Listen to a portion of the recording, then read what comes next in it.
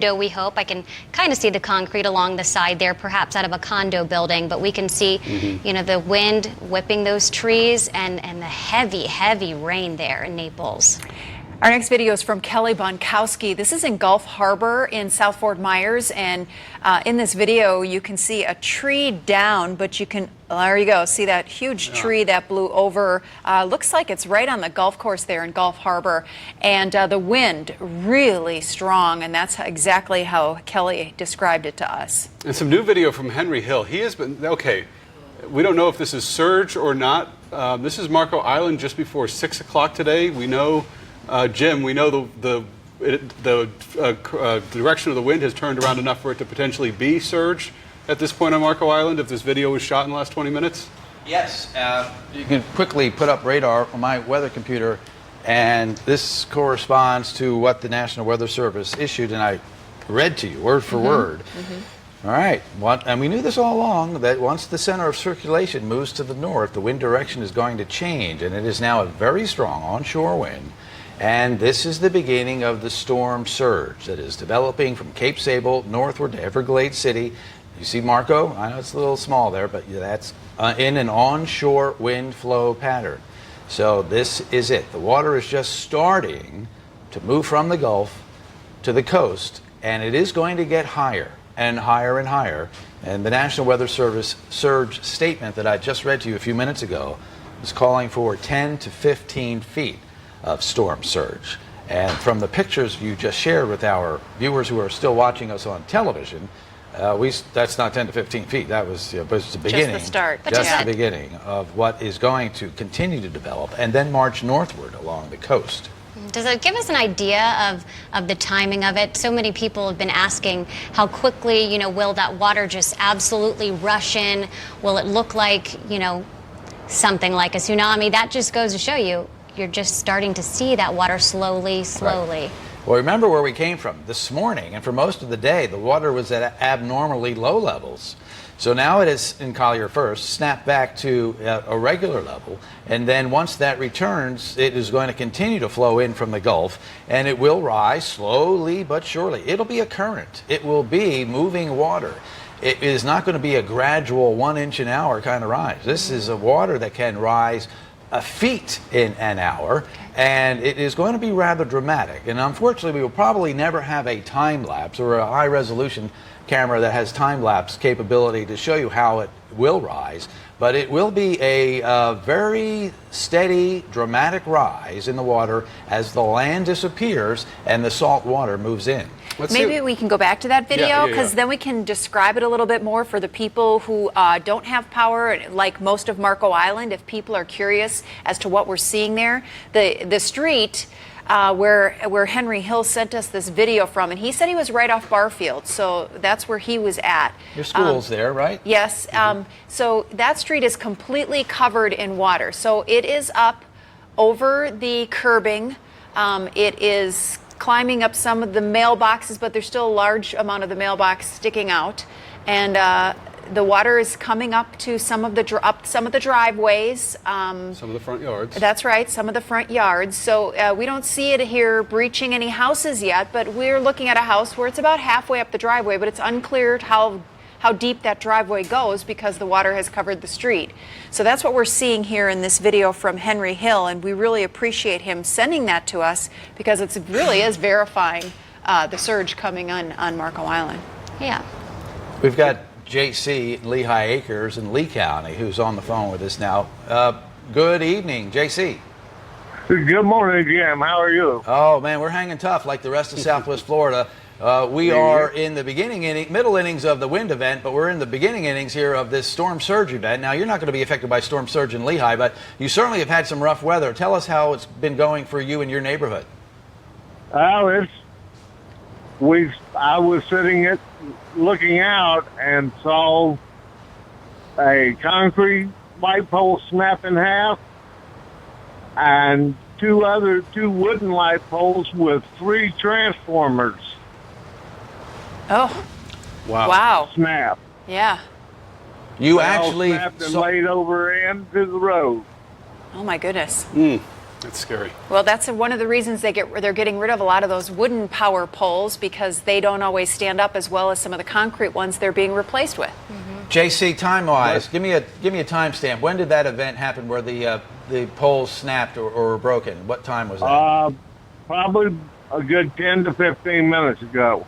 Okay. So we've been watching, and I mentioned Lehigh Acres last time out with this band of eye wall coming through here for Lehigh. So it matches the profile of what has been happening in Southwest Florida perfectly. It's that dark red area on radar, and if you're on the radio just listening along, this is a very windy area of weather. It is the eye wall, the northern semicircle of the eye wall that moved through Marco, then Laley, then Bonita Springs and Beach, and now it is pushing through Lehigh Acres. It's moved pretty quickly, too. Remember last time I said it was just touching State Road 82? Now, more than half of it is north of 82. This has been I'm calling the bowling ball, because this has been the area that has been knocking stuff down and turning things into toothpicks. This is where the roughest area of weather is, heavy rain, but the strongest wind seems to be confined to this particular area. Now, good news is that most of Southwest Florida is not going to be affected by it, because it's pretty narrow in scope compared to how much land we're dealing with from the coast to Lake Okeechobee. But this is also moving and has been moving over some of the more populated areas of Southwest Florida. So, JC, what is it like right now? It is, really windy, and I can't see the house across the street from me. All right. Well, that makes sense based on the rain that's appearing on radar. Right. Yep. Describe the sound. I don't want to tell you what others have said, but I want to hear in your own words, what does it sound like at its peak? Just a heavy, fierce wind. Okay, so just a fierce wind. Fierce wind. Yeah. JC, compared to the meanest thunderstorm, and we're experts here in the summertime, how would you rate this compared to just kind of experiencing and living through like a good old, big bad Southwest Florida thunderstorm? I would say this is probably 20 times worse. Wow. Than any thunderstorm. Wow. And I've lived in Southwest Florida all my life. Okay. That tells you a lot. That's what we've been I'm not hearing all saying day. anything because I don't have to. Everybody knows what a thunderstorm is like, and we have small, medium, and big ones. So he's saying, compared to a big, bad thunderstorm, it's that times 20. Yeah. Yep. And it snapped that concrete pole. That's just frightening. That has rebar. That shouldn't happen. Right. That's incredible. Well, the rebar is still holding, but the concrete snapped. Okay. So the concrete has failed and the rebar is still there. So it really creates a picture in our mind of what you're seeing out there in Lehigh Acres. And JC, what part of Lehigh Acres are you in exactly? Because it's a big place. I'm off of Joel Boulevard. I'm right off of Joel. Okay. All right. I can throw a rock and hit Joel Boulevard. Okay, that gives us a good idea, and your neighbors will appreciate knowing exactly where in Lehigh you are, too. So if they're in a different section, they can understand and compare. Southwest Florida International, Scott Zediker just told me, now a wind gust report of 89 miles per hour. That's not too far from Lehigh Acres, of course. Southwest Florida International, RSW, 89-mile-an-hour wind gust. And that might not be the strongest wind. That might have been on the outskirts. But that's what is happening in Lee County right now. Wind gusts, let's round it up just a little bit, of near 100 miles per hour, snapping concrete poles. What chance do tree limbs have? That's unbelievable. Yeah. Now, for Lee County, because we're going through a lot of it right now in downtown Fort Myers, are we in about the same time frame spot as Lehigh, being a little bit west of them, or? No, actually, it's much worse in Lehigh Acres, where JC is, than it is right here in downtown Fort Myers. We're just on the edge, and if you're watching on TV, you can see where Fort Myers is. We're just on the edge of that little semicircle, that crescent-shaped eye wall right now, and we've had some rough weather here, but I wouldn't ever characterize what we have just heard above our heads here in our studio location that's 20 times worse than the worst thunderstorm. No, I just meant timing-wise in terms of it moving north. It's moving past us at about the same time. Timing-wise, yes, we're on the same latitude as Lehigh Acres. So timing-wise, the timing is the same. It's just the intensity is different. Right. Lehigh Acres, if you're watching on television, is in that dark red shaded area. Joel Boulevard runs north to south, connecting to State Road 80, that's approximately where JC is. So.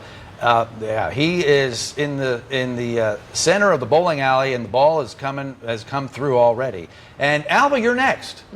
If you're on the radio, listening on the radio, and you can't see what we're looking at on radar, this is coming right up Joel. Alba. I mean, already the weather's rough, but it might get a little windier here, and you may have some destruction, as JC described, just occurred in his portion of Lehigh Acres.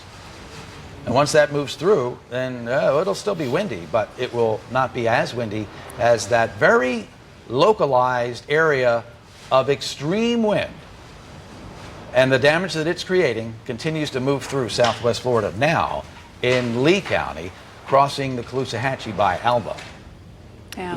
Well, JC, we appreciate you talking to us and describing what you're seeing out there. I'm sure your neighbors do appreciate that too, and giving us a real picture of what's happening in Lehigh Acres. Please stay safe. Stay hunkered down where you are, and stay safe tonight. And thank you for calling in. You're welcome. Thank you. Y'all stay safe also. Thank you. Thank you very much. Thank you. You're welcome. We're so happy to hear.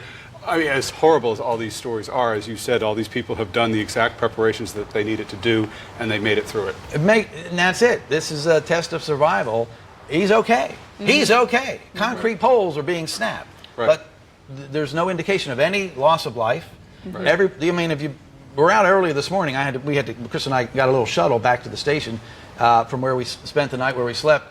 And it was a ghost town. There were, really no cars out there. So everybody is inside in as safe a place as you can be. And you got to stay there. It's not time to go out and do a little looky-loo in there. You got to hang in there because there's still plenty of weather moving through the area. Sure. Okay. So And you won't be able to get anywhere anyway. There's going to be debris everywhere for a Right. while. And you don't want to be driving out, getting nails in your tires and all that stuff. So No. you got to stay put. And some of it can be very unsafe. If there are power lines down and they're still electrified and live, it's very dangerous. So. And critters. This chases the critters out. I'm serious. I have a friend. I don't live in High Point Place, but I have a friend who has a condo in High Point Place, and I spent the night there last night. And I woke up to a text from one of the managers saying, all residents be aware, or actually my friend forwarded me the text, they have critters, snakes, and other animals in the parking garage area. And this is just not that condo association. Looking for higher ground. They're just trying to get away from Right. the rising water or the change in weather conditions. And there's going to be a lot of that. There's going to be a lot of displacement when it comes to the animal life in southwest Florida. So you don't want to be out there in water that could have water moccasins, snakes, and you name it. This has all got to settle down before we go out exploring. Yep, makes sense. All right. Thank you very much, Jim. we have some brand new information in from the Lee County Sheriff's Office. The shelter manager and emergency operations center are monitoring the situation at Germain Arena.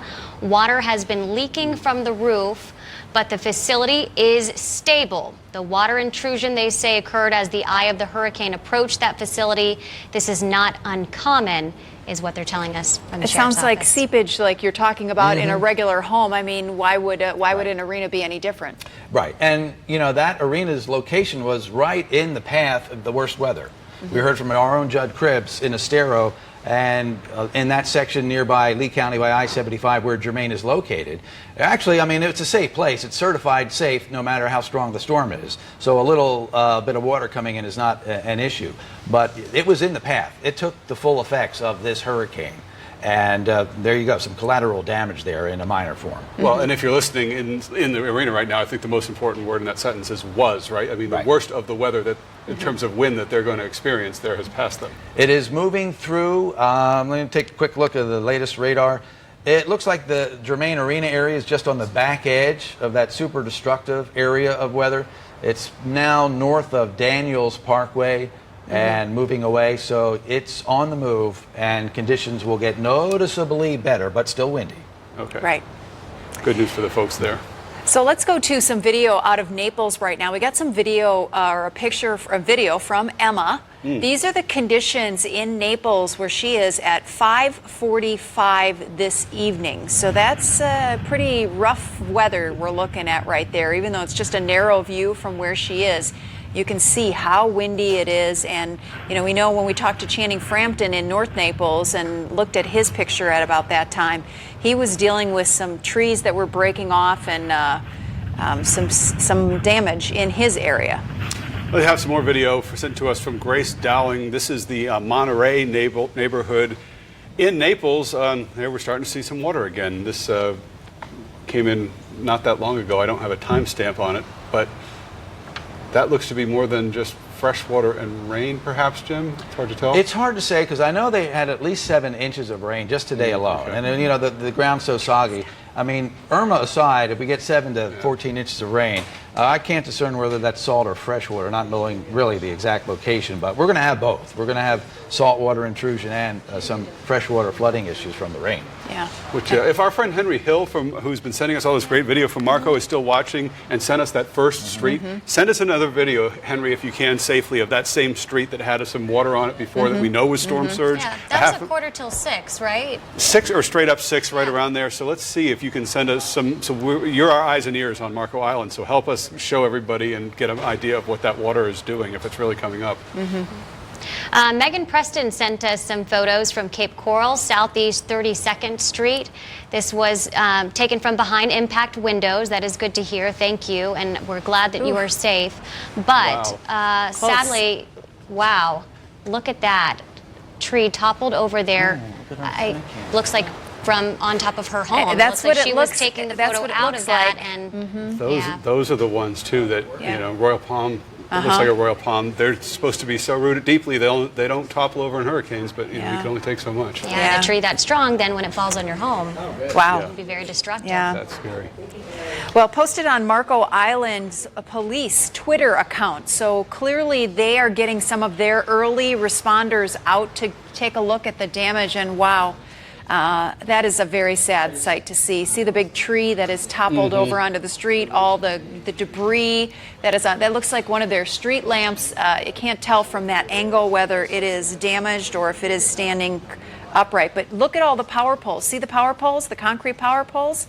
Some of the ones that have been replaced, they are standing upright. So with any luck, there's not too much damage to the electricity infrastructure on Marco. We know there's a lot of power out, and that will be that way for some time. But we want to thank the Marco Island Police for putting this picture out and giving somebody an idea of what it is. So if you are someone who's from Marco and you're not in Marco right now, Marco Island Police, if you're on the Twitter, if you want to go follow them, it looks like they're getting out there right now. Yep, I'm seeing some pictures. It gives us an idea too of this is. Oh wow. Looks like a carport torn up and Emerald Where is Lakes this? in Naples. Naples? Yeah.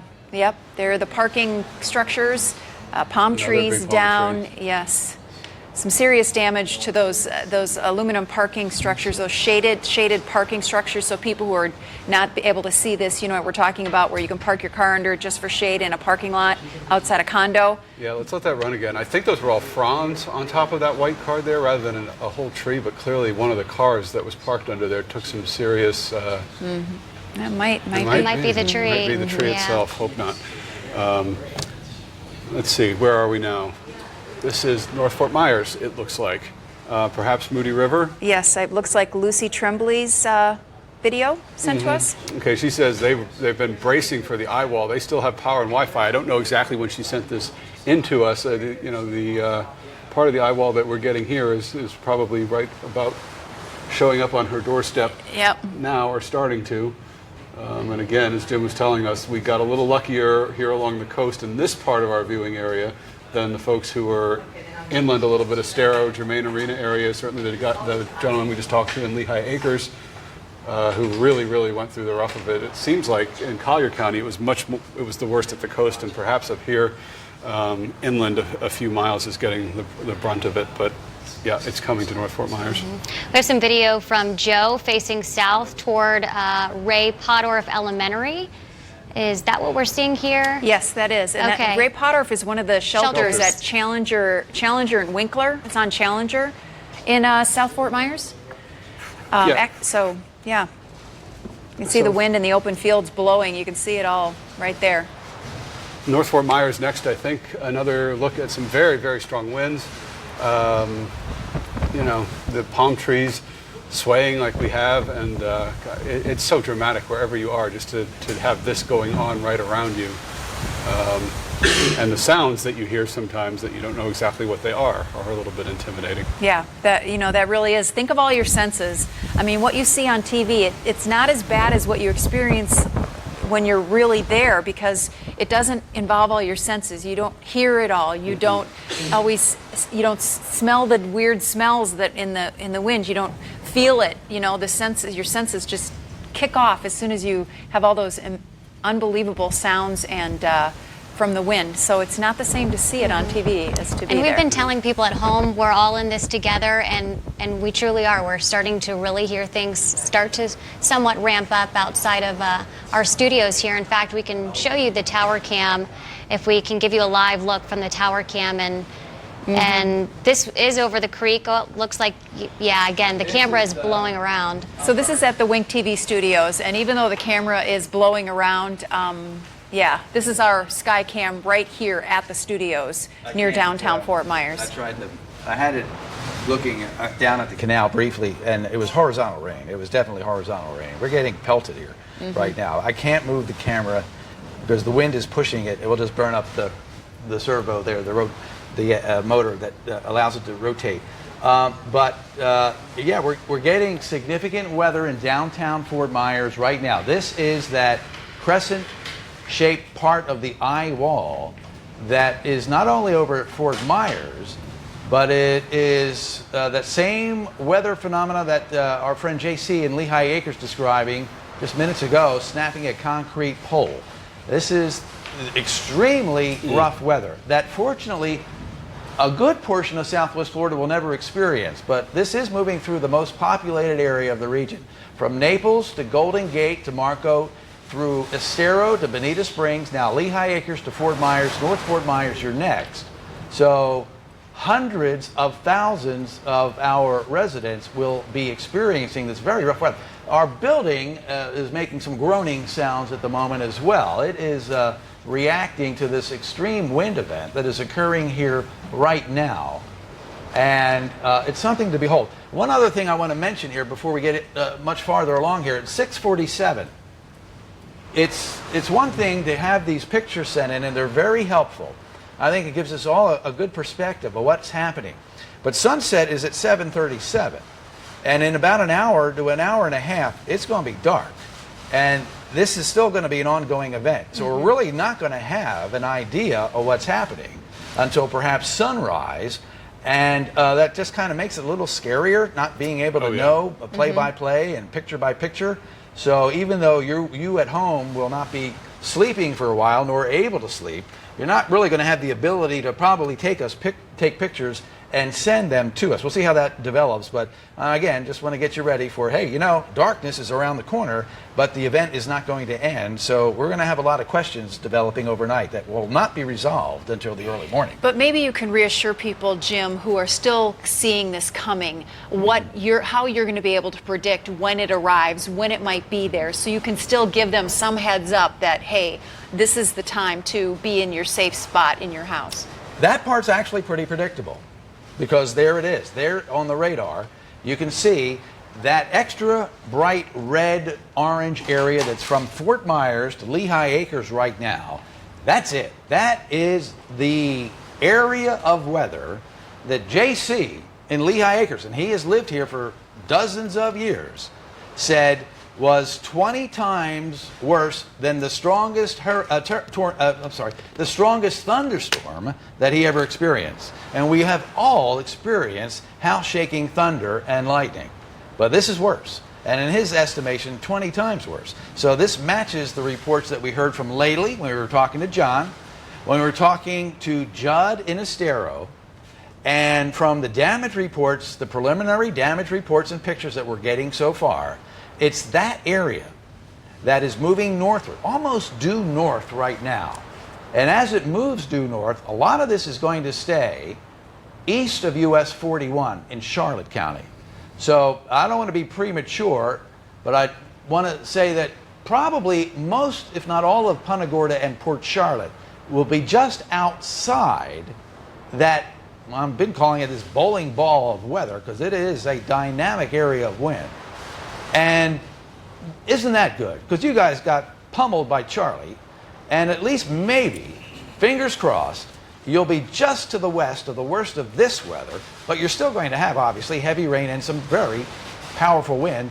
But the focus is on that area that's moving through northeastern Lee County now, from Route 41 in downtown Fort Myers to the Hendry-Lee County line. All right, thank you very much, Jim. We'll keep looking through these videos here and trying to get everybody's neighborhood represented, because I know for a lot of people, second to going actually through it is the uncertainty of what's happening at home when you're not home because you evacuated for this. So you who are the people who are still in the front of this storm, who are still seeing this coming, Jim and the weather team will keep you informed throughout the night, and we will be here with you throughout the night too to keep you informed even as the sun goes down. To the people who are coming out of this now, law enforcement will be on the move as soon as they are safely able to get out of there. They will be watching. We already saw Marco Island tweets from the roads, so we know that they're venturing out slowly. And that also means that some emergency services, after the winds die down enough, will be able to get out and start to assess the situation. We've also heard from the governor that all the different resources that were pre-positioned in our area, once the weather's safe enough, they can get out there and try to assess things and get us some new information and let us know how things are. Because everyone in Southwest Florida right now is under a curfew. The curfew kicked in Collier and Charlotte County at 6 o'clock, and we're just minutes away from the one kicking off. Or no, I'm sorry, No, I've got that 6. backwards. The Lee County one kicks in at 7 o'clock in about 9 minutes, correct? No, 8 o'clock. 8 o'clock. Okay, in an Lee hour, County, 9 and about an o'clock. hour and 10 minutes, and then 9 o'clock in Charlotte and Collier. So everybody is going to be in their homes under a curfew. And so if we get any new information from authorities who are able to venture out or from anyone else, we'll be able to let you know what we're hearing. Right. I believe we have Brooke Schaefer now, don't we, in Southwest Cape Coral? Let's check in with her. Yeah, we are in Southwest Cape Coral. We're actually inside the parking garage near the Westin Hotel. We went to one of the middle floors to give you an interesting perspective at these palm trees. Right now, we're sort of on the same level as them. You can see this palm tree, almost bending in half. You can already see the side of the tree is starting to get some damage. I don't think this palm tree is going to last much longer. And then right to the right of it, this palm tree already snapped in half. The top part of the palm tree already down on the ground. This is just the first of the damage that we're starting to see here in Southwest Cape Coral as these winds move through. And you can just see these massive trees completely being taken over by the wind. And I'm sure that this is only the start of the damage that we're going to be seeing here in Southwest Cape Coral. But as these winds start to pick up, I think even we are going to start heading inside as the winds and the rain don't seem to be calming down much at all here in Cape Coral. For now, in Cape Coral, Brooke Schaefer, Wink News Now. All right, thank you, Brooke. Lauren Sweeney joins us now with some brand new video from just outside of our studios. Lauren? Yeah, guys, just about everyone that's here working behind the scenes, and some of us that are in front of the camera too, we're out in the lobby of Wink TV, and you can see some of this. Look at, Jim's been talking about storm surge all day when the camera pans back down here, but I stood out there for probably 15 minutes, and I saw the water level rise outside of our station from almost nothing to starting to come up where the handicap on-ramps and entrances are. You can see it there just rising, and I bet, and this is from about 20 minutes ago, I bet if I went back out there now, it would be even higher. The wind was just incredible. You can see the palm trees just whipping and whipping and whipping, and at some points you could feel it almost like a thud on the front of our building. Never in my life have I felt so blessed that I'm in a safe building, in a safe structure. I cannot imagine what people that are in homes that are shuttered up are hearing and feeling and going through right now, because in our very safe structure that's a fortress, and even here in the studio we can hear it, it was just an awesome sight, and not an awesome sight in a way that you would want to experience, if that makes sense. But as I said, pretty much everybody that's here working is heading out there and checking it out from time to time, and it goes from really windy to just completely calm. And then again, out of nowhere, it'll just whack back at you. And it's just an awesome sight, as I explained, guys. Back to you. All right, Lauren, thank you very much. We have a lot of rain right now. Here it's pouring all around us, so the streets are going to really fill up fast. Not that anybody needs to be out in them, but it's, I think we can't see whether the water is rising or falling still here because the cameras are so tight. But let's now go to meteorologist Janine Albert, who's on the phone with us. And Janine, thanks so much for calling us again, and so that we could talk to you. We know you're in North Naples. Tell us about your experience through the worst of it. Lois and Chris, we're relieved that we're through the worst of it now. We took the northern eye wall around 5 o'clock, but right before that, our power went out. So we were able to keep our power until about 4:20. And one of the best things I would say about my experience with this storm, having to ride it out, is that it was during the day. I've been through nighttime landfalls, and those are very frightening. And so that it was daytime and we could still see outside gave you some sense of peace. The eye wall definitely had strong wind gusts. I know at the Naples airport there were gusts over 130, 140, and we're about 3 miles from the Naples Municipal Airport. So we had gusty winds. We went outside when the eye passed over. And again, as you reported, it wasn't a cloudless eye with blue skies. It was cloudy. The drizzle kind of stopped, and the winds were absolutely dead calm. But when we went outside, our entire street was just a river of water because, A, because the rain was coming down so fast and so long, but B, because all the debris from our Collier oaks and from our pine trees was stuck in the storm drains.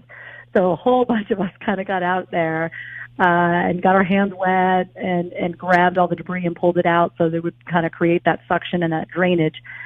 So we were able to kind of do that. We walked up and down the street. We didn't see much damage to cars left in driveways or windows. Even the homes that weren't shuttered, we didn't see any window damage, but we did see a lot of real giant Collier oaks come down. We had some smaller trees on our property that were already wet from last week's rains that did come down. But overall, we fared it really well. We're super grateful the backside of the storm is so much weaker and drier than this. But the winds have shifted around, and it's kind of blowing some of that water out and draining it. So it looks like it's going to improve here in the next hour, Lois. Oh, Janine, we're so happy that you and your family are safe and that everything is okay. And it's a very interesting perspective from Janine. She's covered a lot of different hurricanes. Absolutely. And so for you, Janine, can you tell us how this one compares to other ones that you've experienced? Or is it just different because a lot of the other ones you've experienced you were actually covering? Right. It's so interesting. That's true because most of the time I'm in a hotel, a concrete block hotel like many of your reporters, covering them. So I've been in a bunch of landfalls, especially overnight. But I would say that I did ride out Wilma with my family. My daughter was 1, and I was pregnant with the twins back in 2005. And we shuttered, and we also lived in North Naples. We lost power for 3 days. I'm going to tell you what's going to be really different. After Wilma, because it was late October, we had this amazing cold front. So even though we had no power, it was cool outside, and it wasn't humid, and it was so tolerable. But, hopefully, I really believe they're going to get our electricity back up and running quickly across Southwest Florida. They've done such a great job, our officials. But it's going to get hot and humid in here. We're not going to get a cold front behind this one. So I think that's going to be a really big difference. It's just not going to be as comfortable, you know what I mean, after this if we don't have power. Yeah. Janine, you mentioned how unnerving it can be when you experience this when it is dark, and it will be nightfall when some in our viewing area experience it. So if you could speak to them and give them that voice of calm so that they can be reassured that that they're going to be okay, what can you tell our viewers who will experience this in the dark?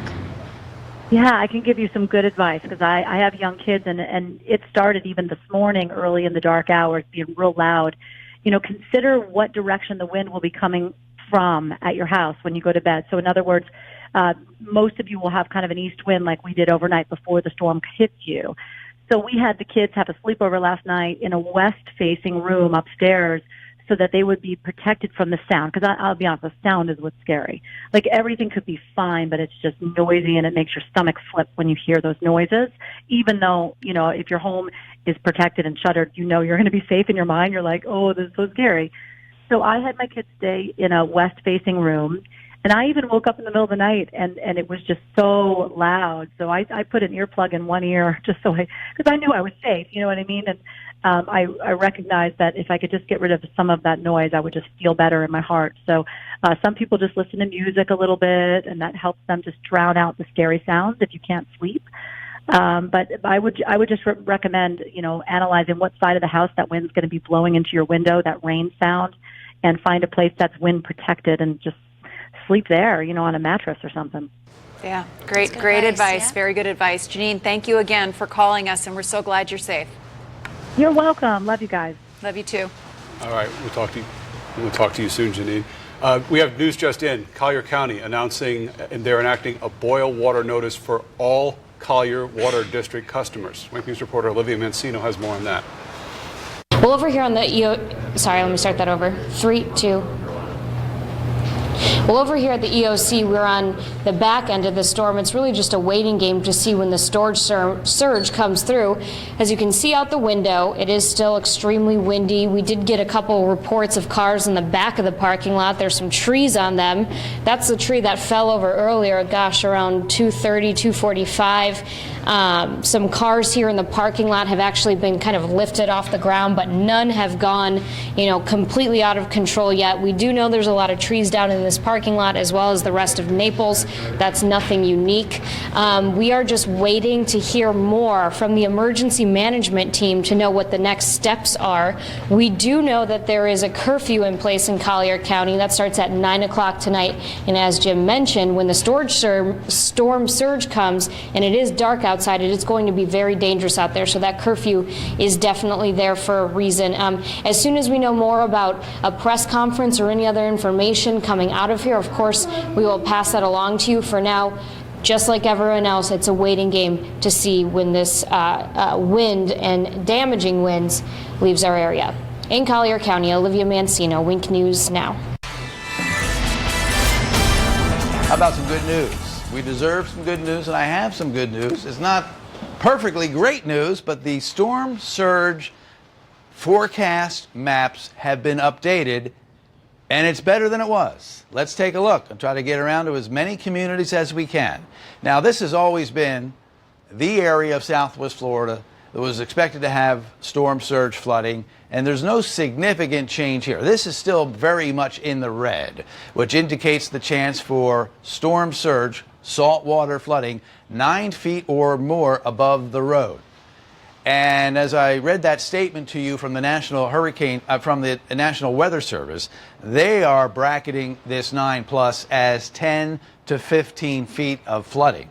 So this remains relatively the same, but there are adjustments in just about every other part of Southwest Florida.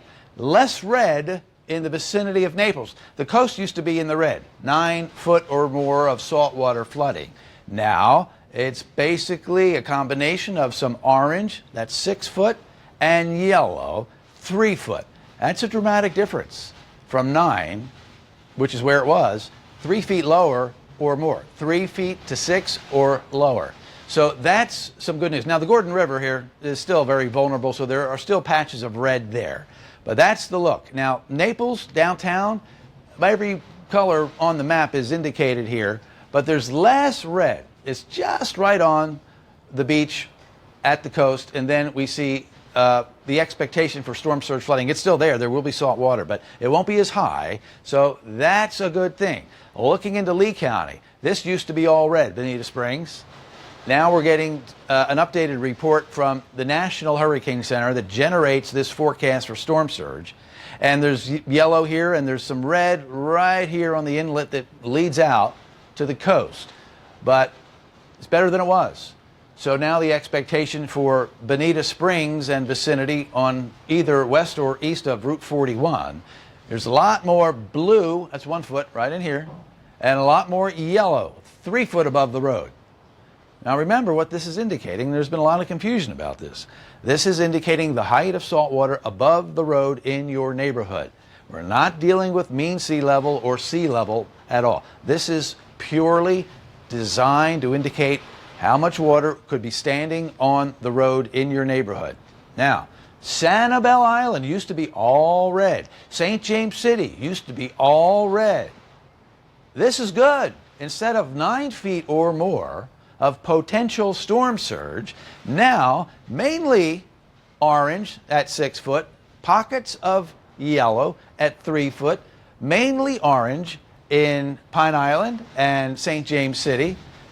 And there you have it. Now, around the Iona-McGregor area, this used to be all red. It is no longer all red, but there is still some areas indicating storm surge of 9 feet or more. But as you work your way along McGregor Boulevard and Summerlin Boulevard, now what was in the red is being forecast to have a storm surge of 3 to 6 feet or so. Northern end of Pine Island, Bokeelia.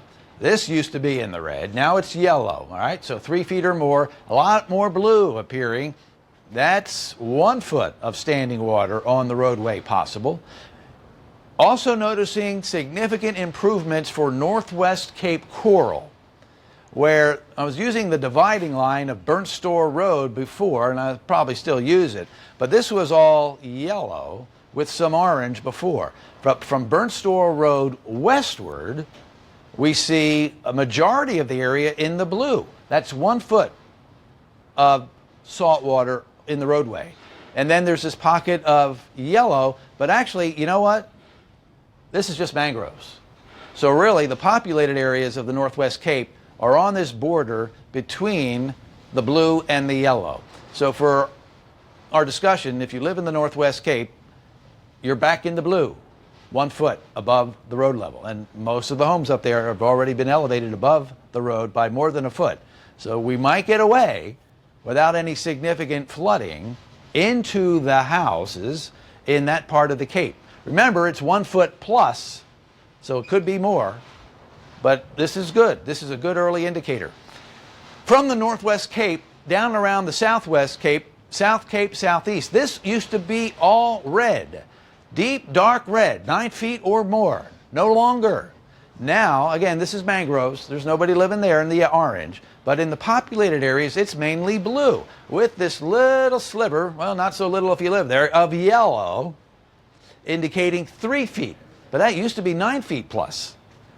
Significant reduction in what the forecast is now saying will happen between now, tonight, and early tomorrow morning. And if you live in the South Cape, it's about as close as I can get you right now, because we got to cover a lot of territory. From Del Prado Boulevard on the Southeast Cape, eastward to the river, you're in the blue. A couple specks of yellow there, not too many. All right, so this is all very encouraging. All right, downtown Fort Myers, there's yellow and blue, 3 feet in the roadways, 1 foot in the roadways near the Edison Bridges, the Caloosahatchee River Bridges, the actual downtown area, right in here. And then over the bridges to North Fort Myers. This used to be all red. This is great. I mean, this is better than it could have been. Why is this all changing? Why did it go from red and in this case yellow to blue? A couple things have happened. The hurricane is now on a more northerly track. It's keeping it over land, and it has weakened quite a bit actually. It's a Category 2 now. And instead of staying offshore, and we've been saying this all along, if the hurricane stays just offshore, it actually increases our chance for storm surge because there's a better chance for it to sweep the water in from the Gulf of Mexico. So by moving over land, it gave us stronger wind, but it is giving us less storm surge. You understand how that's worked? That one gets better and one gets worse.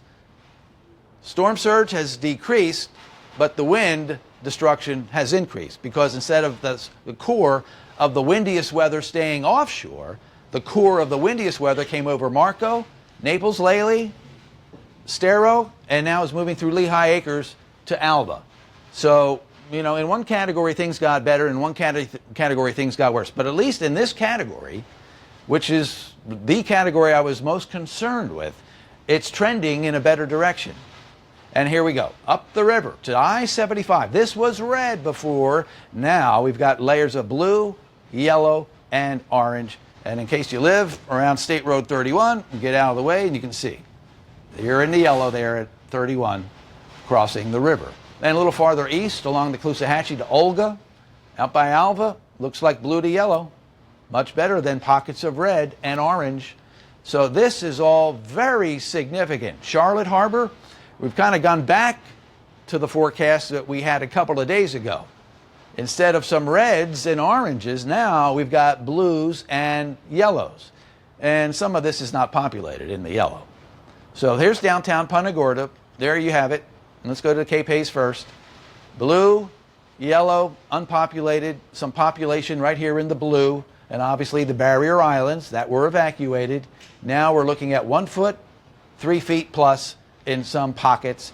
And here's your more populated part of Charlotte, Port Charlotte. Much of Port Charlotte, no color instead of some color. And then here we have along the Peace and Charlotte Harbor, yellow and blue. Punta Gorda, mainly blue, pockets of yellow, 1 foot in the roadways. And in most cases, if it does stop at 1 foot, that's not going to come in your house. And that's the key. Peace River, there's Peace River Shores, yellow instead of red. It's better than it was. And there you go. Nothing really gets into Arcadia along the Peace River. It's all in the southwestern corner of the county. This is good news, folks. Because this storm surge event is just beginning. And if the level of the salt water, if the potential for saltwater flooding has just gone from 9 feet plus to 6 or 3 feet plus, because the track is now over land instead of just offshore, that is a dramatic change. That means thousands, I'm going to guesstimate a number. That means potentially thousands of homes that would have had water in them may not have water in them. That still means some homes will. But boy, this is a very big development, and you're going to want to know why, at least you should. And I'll explain it one more time, then we're going to get to Scott to get some detailed information about the rain and where the windiest weather is. Why has the forecast for storm surge been reduced dramatically? 2 levels in some cases. Because originally, I'm going to try to draw an arrow. I've been having some problems here with our computer, but originally the forecast was for the hurricane to go that way. And if it would have gone that way, it would have been in a position to throw much more water into southwest Florida. But instead of doing that, the hurricane actually came over Marco Island. All right, I'll take it. Let's do this. Came over Marco Island. See, I told you that was going to happen. I told myself that was going to happen. All right, I'm going to try to do this one more time. Actual path. Can I do that? All right, it's a straighter line than that, but instead of going offshore, it's gone this way. So it stayed over land, it weakened, one reason for the reduction in storm surge, and it stayed more east than west. Worst case track for storm surge is a hurricane that's out here, tracking here, because it's going to throw a lot of water into southwest Florida. So from the original track just offshore to this track is a game changer. Great news. Great news is occurring right now, and you heard it here first. Thank you for staying with us as this continues to develop. Here's the bowling ball of destructive weather as I've been describing it. This is where the worst has been. Let's get over to Scott Zediger to analyze Doppler radar and what you should expect this evening. Thank you, Jim. And yeah, that bowling ball of strong weather that we've been talking to, that you have been referring to, is now located in Cape Coral, North Fort Myers, pushing across the Lee-Charlotte County line for you folks listening on the radio, all the way out to LaBelle. LaBelle, get ready. You're already feeling some of the strong wind. Now get ready for extra strong wind as we are seeing wind gusts in this area 90 to maybe almost 100 miles an hour. That's the last report we saw from RSW as it moved over the Gateway community and RSW and out by Lehigh Acres. We had a wind gust at the airport at 89 miles an hour. So we can't really get any other reporting sites. We have no others really to look at, and that was the main one. And this is moving off to the north. Now, I do want to zoom in and show you that. And there it is. It is extending from northwest Cape Coral over Pine Island Road back toward US 41, Interstate 75, pushing into southern Charlotte County, crossing 31, all the way up, and it looks like now approaching LaBelle. It's almost a arc of weather. I mean, if you imagine this, and I know a lot of you folks are listening on radio, I'll try to describe it to you. Imagine an arc of strong weather from North Cape crossing up into Charlotte County, the southern tip of Charlotte County, crossing 31 and then looping back around toward LaBelle and Lehigh Acres. It is pushing ahead of the eye. This is the eye wall, and this was the area of rain and very strong wind that moved on shore, and that was the result of 130-mile-an-hour wind gusts in Naples, in the Naples area and Marco Island area as this moved on shore. The eye itself is now kind of moving over Lehigh Acres, but this system is weakened so much, it's kind of filled in, so it's not a clear eye. The weather is still breezy in the center of circulation. It's not calm. It's not calm anymore like it was over Marco Island and Naples because the system got dirty. It's filling in. The pressure, remember low pressure, everything goes to a low pressure. So it's filling in now, and we're starting to see it kind of collapse on itself. And that's why it's weakening too. But this whole area is moving off to the north. I do want to show you our velocity data. This shows you the wind away from the radar and to the radar. So if you use your imagination, you folks listening on the radio, it's the same thing here. It's that arc of weather. But I am circling a very intense area of wind. And it's basically over, I want to say, Lehigh Acres, Alva, Olga, to the east, toward LaBelle, to the south of LaBelle, even up to the north. This is a pocket of extremely strong wind, and this is where we most likely saw the wind gusts come out of at RSW of 89 miles an hour. That most likely is there. That is what we're referring to as the bowling ball of weather because it is just barreling through southwest Florida, and it's really causing a lot of damage. That is where we're seeing the wind gusts. That is where the big trees are falling down, the roof damage, not to mention all of this banding that's moving through Port Charlotte, Cape Hayes Peninsula, back toward Arcadia, and into Lake Placid. You folks in Highlands County now seeing some of the wind, dealing with the wind pretty much all day, but now the wind is increasing for you folks in Port Charlotte, Punta Gorda, Arcadia, Lake Placid, and just to the south. Now get ready, the eye is to the south, and as Jim mentioned, it is moving almost to the north, straight north. And that is that bowling ball weather that's going to be moving now into eastern Charlotte County, Arcadia, and into southern Highlands County. And that's what we'll be watching because that is the damaging wind right there. That is the core of the hurricane.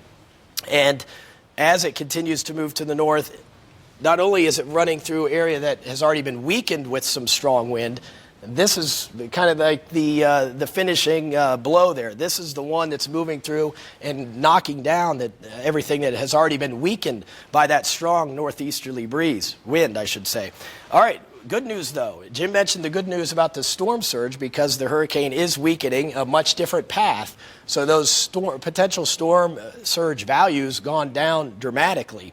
We're also finally seeing some much better weather from Bonita Springs down to Golden Gate, Naples, and Marco Island.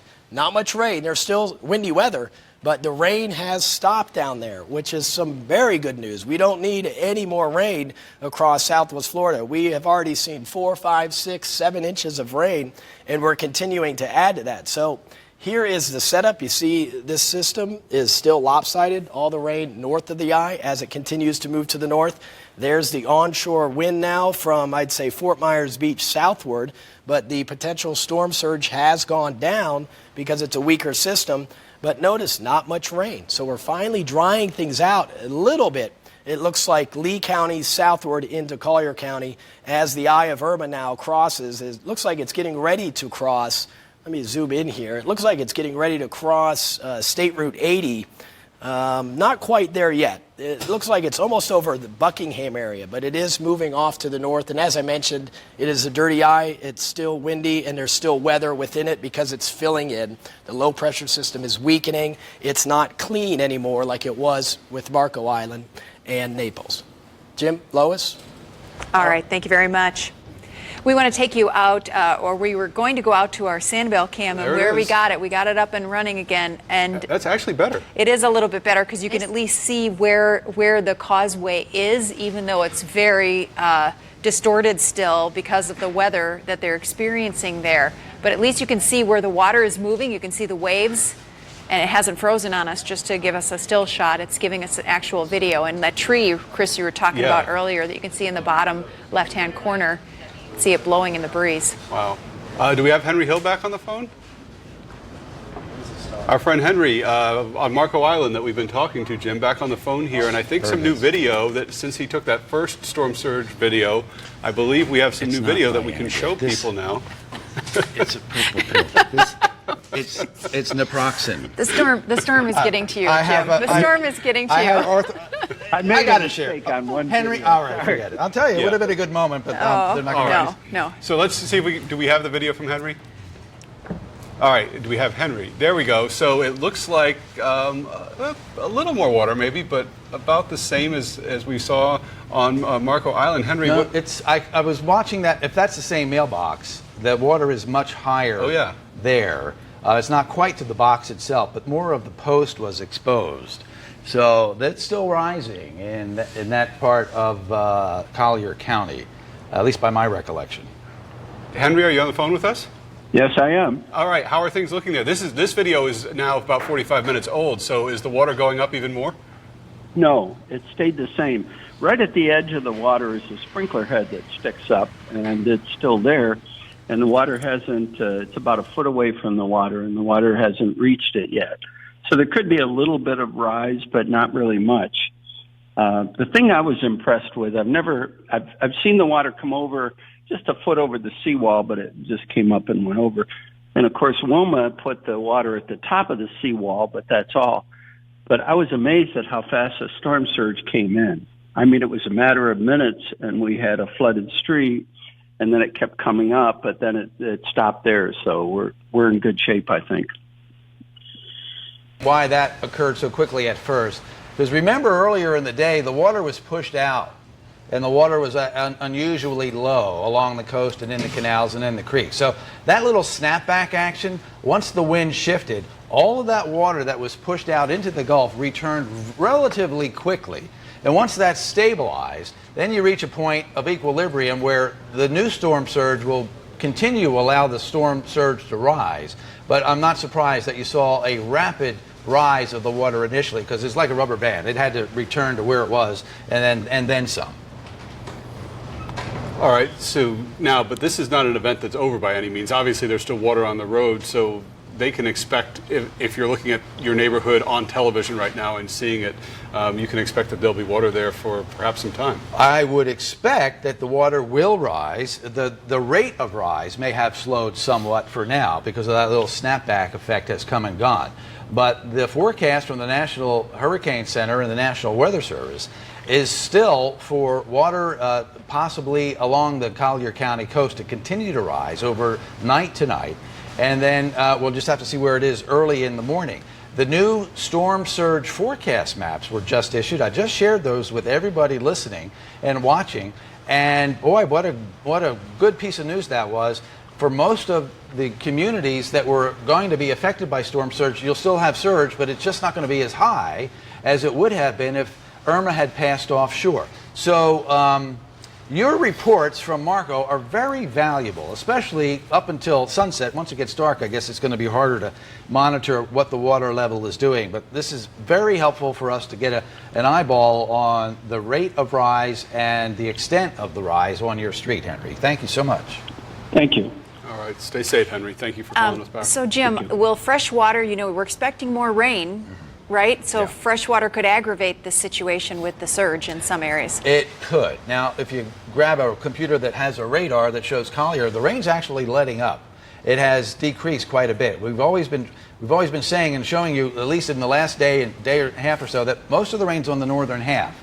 And as you can see, there's that very wet area of weather on radar. And as I show you Collier County here, I'll try to get a little direction here. There we go. But there's not that much rain now south of here. South of Immokalee, it's not the steady nonstop rain. So rain is an issue north of the Lee County line now, but it is becoming less of an issue over Collier. But you're still going to have storm surge, even if the rain lets up a bit or becomes more intermittent instead of nonstop, because the storm surge is being driven by the wind.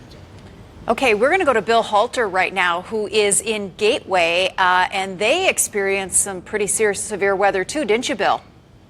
Lois, we did, but the eye of the storm, I'm assuming, is over us right now. I haven't had the opportunity to stay up to date with Jim because the things have been getting a little out of control, but calm conditions for the last 30 minutes after, well, you know, all the videos you've been showing all day, that's what we had for about 35 minutes as a storm wall really just battered us here in Gateway. But when the eye came through, it was pristine conditions, slight rain, barely any wind at all. You could see blue in the sky.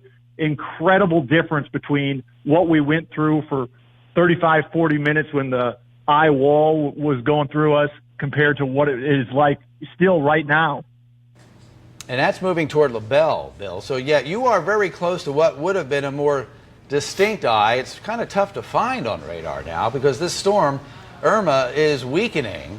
The eye is filling in a bit with some light rain. And it's not as organized or as symmetrical now as it was earlier. And here's the radar loop, and as you can see that orange-red area passing through northeastern Lee? It's leaving Lehigh Acres, but LaBelle, you're getting it.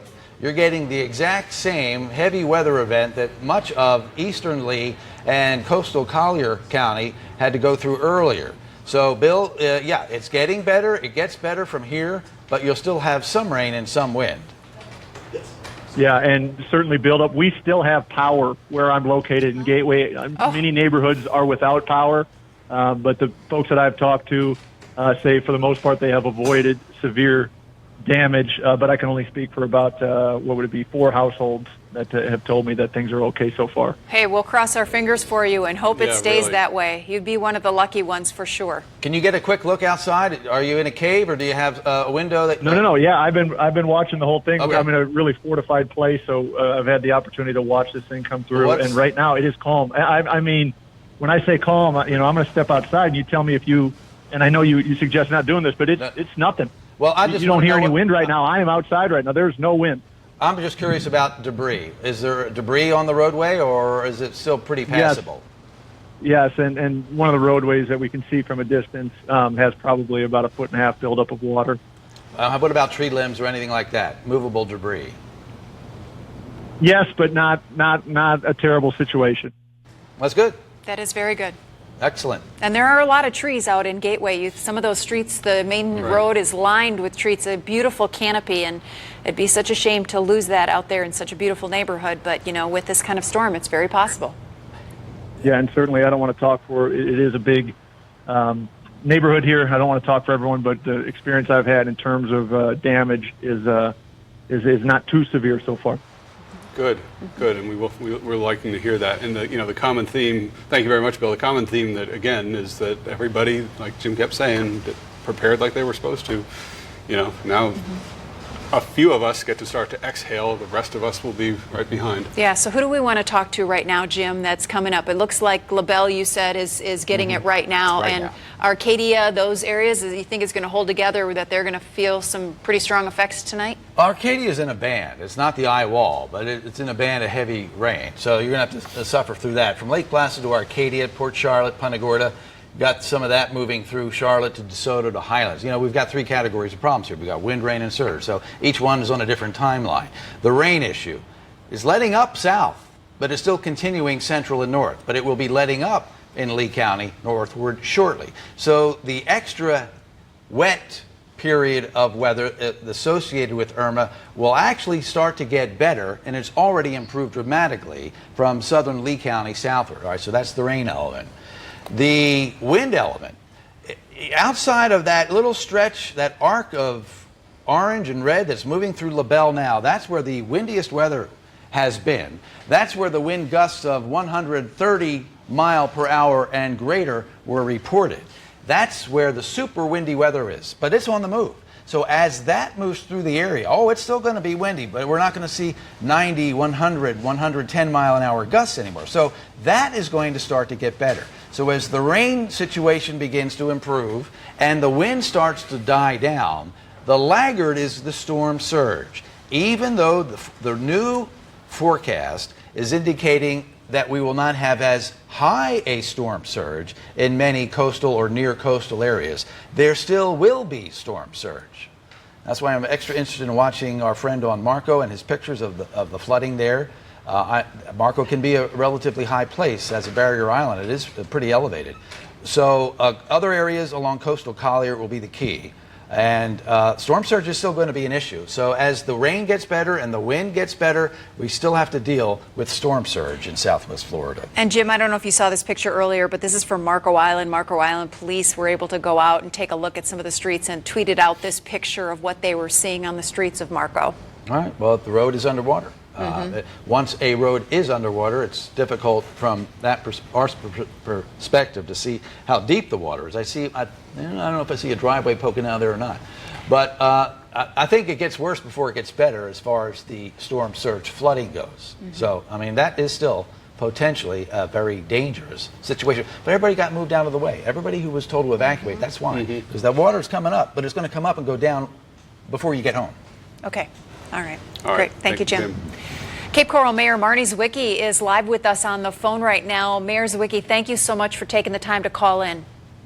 Oh, no, thank you for having me. What are your concerns right now for the citizens of Cape Coral?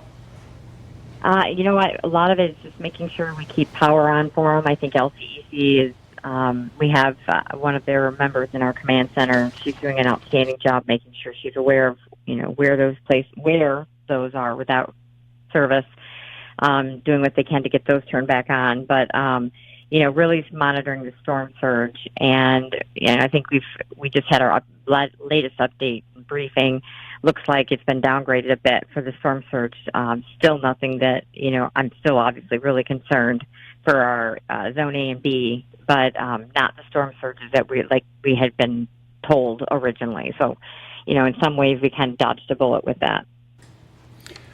Do you have any sense yet of any damage in the city? Have you gotten any reports?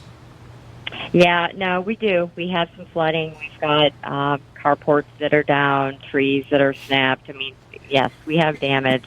I am not aware of any massive, yes, something's totally collapsed. But then again, it's kind of difficult if they're not in the home, if they've already evacuated, they're not going to tell us that. But and our emergency personnel are still not out there yet. We expect this wind to take place and keep going until around 5 or 6 o'clock in the morning, and then they'll be able to get out and start assess damages and see what needs to be done. We're glad to hear that part. Canals specifically, have you heard anything about water levels in canals? I know a lot of people who have had to leave will be concerned about that. Yeah, again, we've got, the storm surge part isn't here yet, so we don't really know what we're going to end up with. They are expecting in zone A's, up to 10 feet, 10 feet, and up to 9 feet in zone B. So we still don't know. We're hoping those are high, but we'll know that when that surge starts to come back in tomorrow morning, that's when we need to be concerned with surge. And people should not be returning home, right, just because the wind goes down. Right, and you obviously were in cooperation with all the other Lee County authorities in terms of the curfew for tonight. Yes, yeah, and we have that monitored, and for the most part, we've been through this before, and our community is pretty good with adhering to those curfews. So we're not concerned too much with that. We will have some personnel out just making sure that maintains. All right. Well, Mayor Zwicky, thank you so much for taking the time to call in. I'm sure the citizens of Cape Coral are happy to hear what you're reporting from your perspective. So thank you so much. Yeah, no problem. Thank you. Bye-bye. Bye. All right. WINK News anchor John Carlos Estrada is in Port Charlotte off of Kings Highway and 75, joining us now with an update. John Carlos. Amanda, they have locked the doors here at the Country Inn in Port Charlotte. Now, I want to do a walk-in talk. You can see all the doors are pretty much closed right now. People are, the electricity's been going in and out, so we hear a lot of the microwaves going, people getting their last hot meal before the power goes out, because as I've been listening to Jim, the eye of the storm is coming our way. And I want to show you, this is the window in the hallway. This overlooks Kings Highway and 75. You can see it's starting to get dark out here, but I want to show you something right now, right here. Look. Hurricane Irma, the water is coming in any way it can. It's coming in through this window. I talked to the head maintenance guy. He's been coming here trying to vacuum the water, and he put a trash can here trying to collect the water. He says that they've had big storms here, but nothing like this, nothing that the water has come in. We spoke to another person who's on this floor, fourth floor that we're on, and there's water coming in through his window as well. Now I want to show you some video we shot maybe about an hour and a half ago, showing you how strong the winds were back then. This is about 90 minutes ago. We saw this sign. You can see that it's sort of bent over. It's on the back side of this building, so we haven't had a chance to go look at it because we are now in lockdown. So we want to go and check that out as soon as we are allowed out of the building, and as soon as things are safe, we want to go see if that sign is still there. But as of now, I just want to remind everyone in Charlotte County, 9 p.m., that is when that curfew goes into effect here. So if you're planning to go outside, please don't. The eye of the storm is coming our way. We are bunkered down here at the Country Inn, ready to take on this storm. But as you can see, Hurricane Irma is trying to figure out a way to get into this building. Luckily, this is the extent of what we've been seeing. And outside of our window, we haven't really had any water come in, which is really good to see. Back to you. All right. Thank you very much, JC. We appreciate that. Stay safe there. We want to go back to some pictures, and this one's really interesting, the first one, because Jessica Perry sent us a picture from LaBelle at 7:24. So it's 10 minutes later, and we were talking about them just about 5 minutes ago, Jim, talking about the what kind of conditions they were going to be facing. And it's a little difficult to see, but that looks like that tree just snapped right off toward the base of the trunk. And she got a pretty good picture of that, and that would be pretty understandable in the winds that they are facing tonight. That's the storm history. We have seen this in the path of that little column of worst weather. It went through LaBelle. It's still over LaBelle, but that is the exact same weather condition that created the damage over Marco, Naples, Lely, then Estero. It's been moving a little east of due north right now, so it's over LaBelle, then it's going to be moving into a very unpopulated area shortly.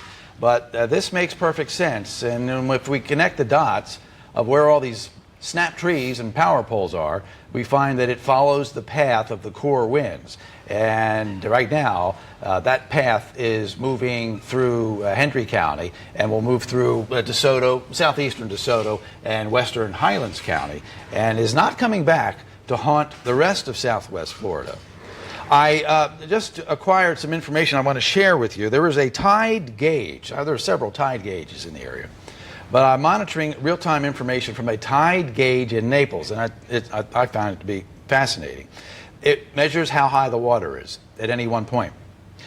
When the water was being blown out and all the water was lower than average, it was down 2 feet below mean low water, and it has now risen 7 feet above mean low water. So that's a 9-foot range in 3 hours' time.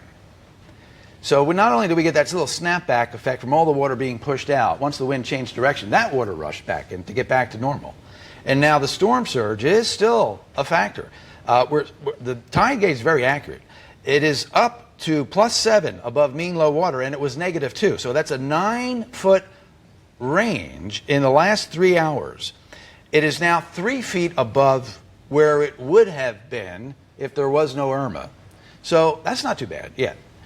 I mean, when we've had winter storms with strong wind, we get tides running 1 to 3 feet above average. Well, right now it's 3 feet, but it went from going lower to shooting up like a firework.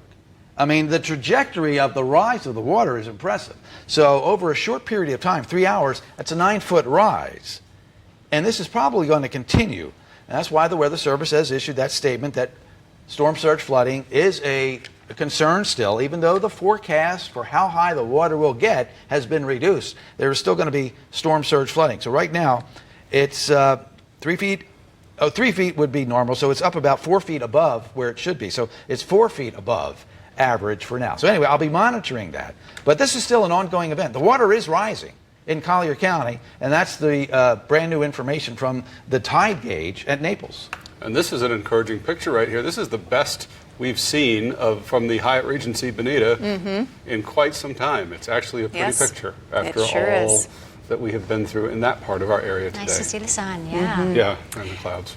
Well, Wink News reporter Taylor Bisacki is on Fort Myers Beach right now. And Taylor, tell us how things are changing. You're outside. That's a good sign, we think. We're outside. Yeah, the winds, right as we started talking, started picking up. But that storm surge is coming. As you can see, my hat just blew off. The winds are picking up. The storm surge is coming. The palm trees, you can feel the sand just hitting your face here. We did step outside because those winds weakened up a little bit, but they do seem like they're picking up now again. But as you can see, palm trees are down. As this water comes up, here we're at the Diamond Head. It's going to look much different in a couple hours here. Again, we're standing outside. The rain is hitting us in the face. As you can see, my photographer Adam here is panning out to the Gulf. That water is really coming up high. Those tides are coming up high, and we're expecting those storm surges. We just wanted to give you guys a live look outside to show how, it's ominously kind of peaceful out on the horizon, but you can see the water coming quickly towards us. We're going to head back inside, though, soon to make sure that we stay safe, but we did feel comfortable coming back out here. As you can see, the winds are still strong, but I want to tell you about the feel inside the hotel here at the Diamond Head. Most people that we're talking to, we all feel safe. Everybody's feeling pretty calm and collected. We're inside a sturdy building, so we're just waiting for this storm to pass, and we're riding it out here. Yeah, get to higher ground, Taylor. We appreciate you showing us that because that's very important for everybody else on Fort Myers Beach to see, or people who have evacuated to see, to know that the surge is coming up. So thank you very much for that. Yeah, but get back inside. It's a little too windy, and that water is coming up there, but that is high water. It is. Where is the beach? That's right. It's right up to that boardwalk. Disappeared right now. And it's still coming. Probably more of that to come. We have Kim Powell next, I believe, in Fort Myers. The winds are definitely too insane right now for us to be anywhere near that. Right now we are under an awning. Hopefully this will be safe enough. You can see this wind is howling behind me. This tree, we don't know how much longer these trees are going to last here. But it's so dangerous out here that my photographer told me that he's going to give me a warning if he sees anything behind me because my back is towards it.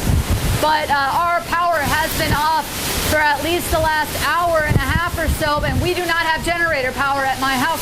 So we're kind of just relying on flashlights and solar chargers and portable chargers at this point, trying to save our energy while we can. But every single band of wind is getting stronger and stronger. I can see this water in this gutter in my neighbor's house. It is spraying at me right now. It's pouring out of that gutter so fast, and the wind comes, picks it up, and sprays it in my face. And we're, again, in this corridor area, so I'm not getting any direct hit from the rain. So I'll just let you guys even just listen to that. These trees, I don't know if we're able to see past my tree in my front yard. These big ones right behind it. Those are small. I believe they're pine trees. I might be wrong, but they are swaying. They are swaying big time. And we got our eyes on everything inside my house right now. Of course, I have shutters up, but it's starting to get loud in there. It is getting very loud. It's getting very hairy. So we're going to keep an eye on things and keep you guys updated. I just want to give you that quick update. Reporting in Fort Myers, I'm Kim Powell, Wink News Now. All right, Kim, thank you very much. Now, that was not live, so that was a recorded piece, and it's probably at least 30 minutes old. So things have probably calmed down a lot in the neighborhood she's in. You could see the horizontal rain, though, and just giving you our own observations, things sound a lot better outside of our studios here in downtown Fort Myers, certainly. And let people know who don't have a clock in front of them because they're without power. It's 7:43 right now, and we're continuing our coverage of Irma. Yep, and we're kind of watching it head north now. Three really different stories now. If you live in Collier County, you went through some really, really harsh weather this morning, and storm surge is a big issue right now in coastal Collier County, as Jim's been telling us. Lee County, for most of us, the worst has just passed. In the southern parts of the county, we saw that beautiful picture of Estero a minute ago, and if you're listening on the radio, the sun is setting over the beach at the Hyatt Regency in Bonita. Looks like a nice night there if we hadn't had everything we had today. In the northern part of Lee County, though, you are still feeling some wind. Somebody at Gulf Harbor is telling me that there is they're like on the outer side of that band there, I guess, and they're still getting a lot of wind. But it's definitely now, it's Charlotte County's turn. The wind is headed your way, and as everything moves to the north. Oh, we have a man calling in from Island Park who has a question for you, Jim. If you could join us, that would be fabulous. Are you there? Yes, I am. We're having a hard time hearing you. Could you Right. tell us your name? John. John, thank you for calling in. And what's your question for Jim? Okay. Lauren and I are neighbors in the forest, and you guys do a hell of a job trying to really get what's happening, you know. I was sitting down. We're really having a hard time John, understanding. yeah. Maybe somebody in the back can get the question and relay it to us, but it's not. In Island Park. Okay, so storm surge. The question is, Bonita Estero. Storm surge and flooding at Bonita, Estero, and Island Park, as best as I can tell. All right, let's assume the question has to do with the Island Park area, Estero, Bonita. I've got that section on my computer as far as the storm surge forecast is concerned. Now, this is the updated forecast. It got better everywhere, but it's still bad at some places. Island Park, there's Island Park Road. If you look near the left center of your screen, it's in the orange. 6 foot of surge plus, still possible, to Route 41 to the east. And just west of Island Park Road, you are still in the red.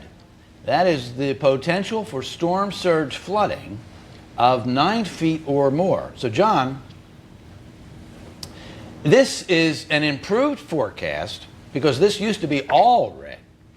But I'm just going to shoot you straight here and tell you that you're still in one of the more vulnerable places in Lee County for storm surge. It's not all red anymore, 9 foot plus everywhere, but it's a combination of some 6 foot pluses and some 9 foot pluses. When we mention these heights, we're talking about the amount of water that is possible in the roadway in your neighborhood. So there's still a chance for significant flooding, saltwater flooding, in the Island Park portion of Lee County. And we have to feel for those folks in Island Park. They've had moats around their homes since the last big thunderstorm. So Yeah, they had so much water in so much of that area, and if they have it again, chances are a lot of the stuff we saw a week or two ago, all the stuff out on the curb that everybody was throwing out, the houses might be at least the damage that was done maybe wasn't done to something that was just repaired. At least they were starting to work on it anyway. While that map is still on TV, John, if you're listening, or anybody else in this portion of Lee County, why does Island Park have a bullseye on their back? Well, on the left side of that map, you see that creek, that blue creek area. That's the conduit. That's where the salt water is coming from. It's coming in there. That's an artery of water that leads out to the Gulf of Mexico. And it's surrounded by red. And then you get into a slightly higher elevation as you work your way east into Island Park Road. But you're still too close to that area. That is where the water is coming from. That floods first, and then it spreads a little bit more to the west, but a lot more to the east. And that's the artery that is really the trouble spot that is going to create additional flooding for round 2 in Island Park, unfortunately. And that blue artery of water, that's Hendry Creek, isn't it? Hendry Creek. There Yep. you go. Yep. Then that's it. Yeah. I mean, I'm sure there's kayakers, other folks who enjoy Hendry Creek, but it leads out to the big water, and the big water's coming in, and it's going to move up that creek and then overflow the banks. Yeah. All right. Okay. Thank you, Jim. Tell us again, I'm sorry, in the back where we're going next? I think we're going to Andrea Henderson. Yeah, she is at the Lee County Emergency Operations Center, and we're going to get the latest from her there. Andrea.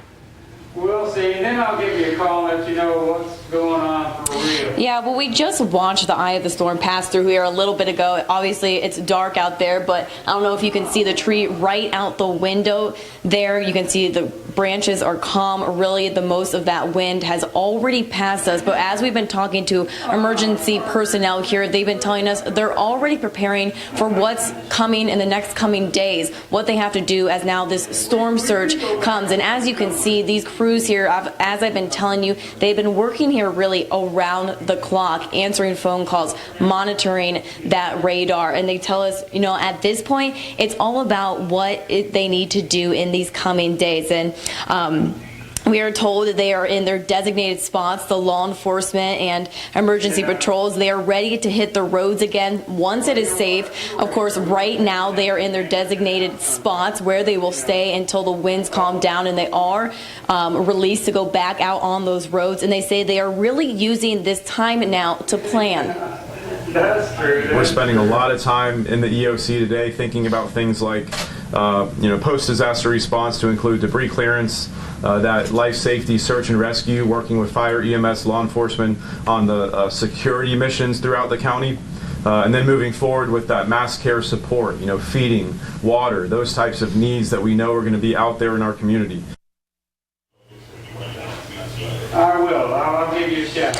And just about an hour ago when we last talked to them, they said that they were already waiting on about 40 calls that they've gotten into their station here that they haven't been able to go out and respond to yet because they've been waiting until the conditions were safe out there. But of course, once they are able to get back out on those roads, they would be responding to those calls, helping people. And they say in the days to come, it's really about planning what's next, going out there on their rescue missions and cleaning up the debris that is caused by this storm. And of course, we will continue to bring you updates from here at the Emergency Operations Center. For now, I'll send it back to you guys.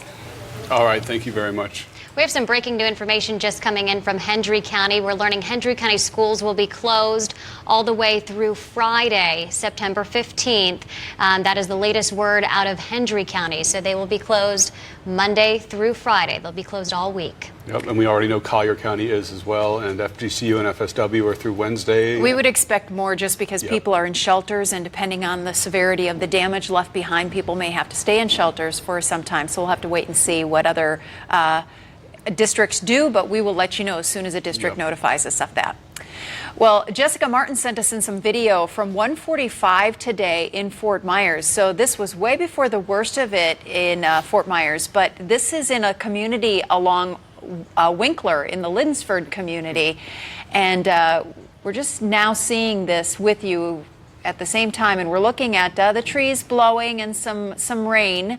But clearly, I would have expected that this community this was probably the best they've seen. They probably saw a lot worse this evening, as the eye wall was passing through. But we want to thank everybody for sending in these videos and giving us an idea to share with their neighbors what things look like around them. Neighborhood by neighborhood. Sandra Whiteman in North Fort Myers sent us this. Very strong winds from earlier today. We've seen the palm trees just swaying there. You can see how consistent the wind is there at this time in North Fort Myers. Thank you for that, Sandra. I believe the next piece of video we're going to go to is from Bonita Springs, and this is from Dennis Nelson. This is at the Carlisle. He's on the 3rd floor, so that is good. This is off of 41 in Bonita behind Bill Smith Appliance, if you're familiar with that area, but pounding rain, and you can see those palm trees swaying. And as we saw with some of that other video, and as we saw when we went to Kim Powell, you can see that rain looks like it's coming in sideways, and that is heavy, heavy rain. That is pelting rain.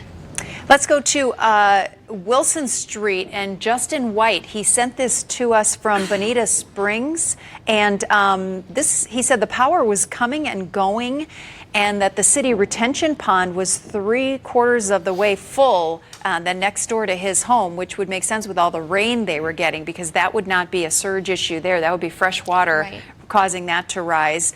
So Justin, thank you so much for sending this in and letting people in Bonita know what you're seeing.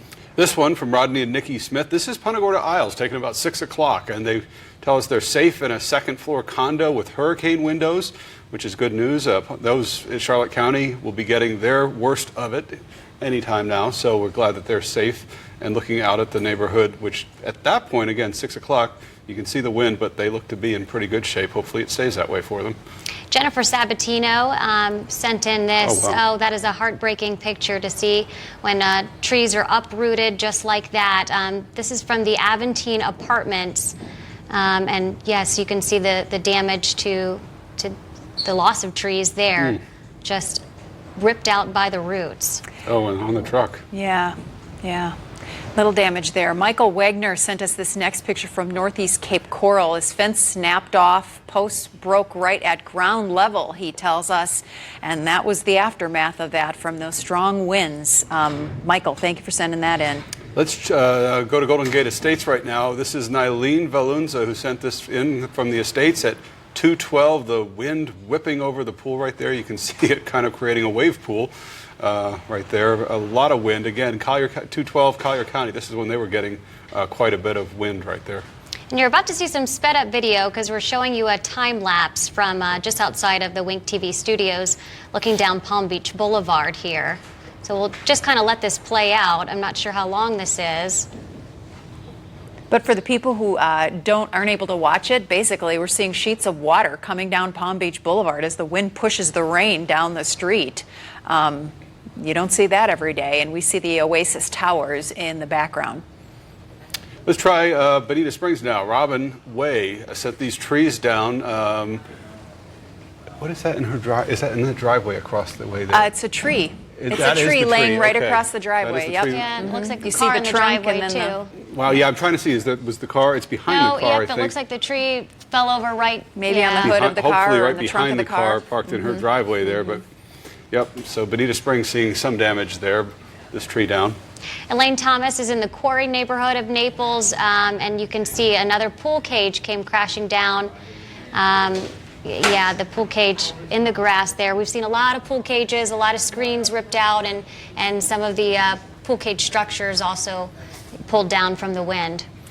Our own John Carlos Estrada sent this, and this. Oh, we were talking about this earlier when we were talking about Zach Malak and Matt Devitt were talking about this earlier today when the water was pulled out of the Caloosahatchee and the water level went way down. They were talking about they could see the junk and the tires on the bottom of the river. So John Carlos Estrada sent us this video there, and you can count the tires on the bottom of the river when the water was all pulled out before Irma went by and filled it back up. Those are some of the strangest pictures that we've seen when you could see all the water pulled out. Oh, yeah. Someone sent some in too where you could see the crab traps and everything where the water had gone out so much, and that is strange. And to know all those tires too were in the bottom of our Caloosahatchee River.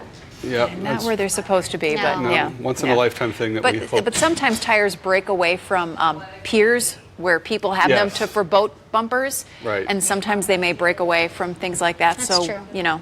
Maybe that's one of the explanations for why it's there. We'll assume. Yeah. Amy Parsons sent us a video from Northwest Cape Coral. This is on Northwest El Dorado Boulevard. Now, she shot this about 3:27 this afternoon.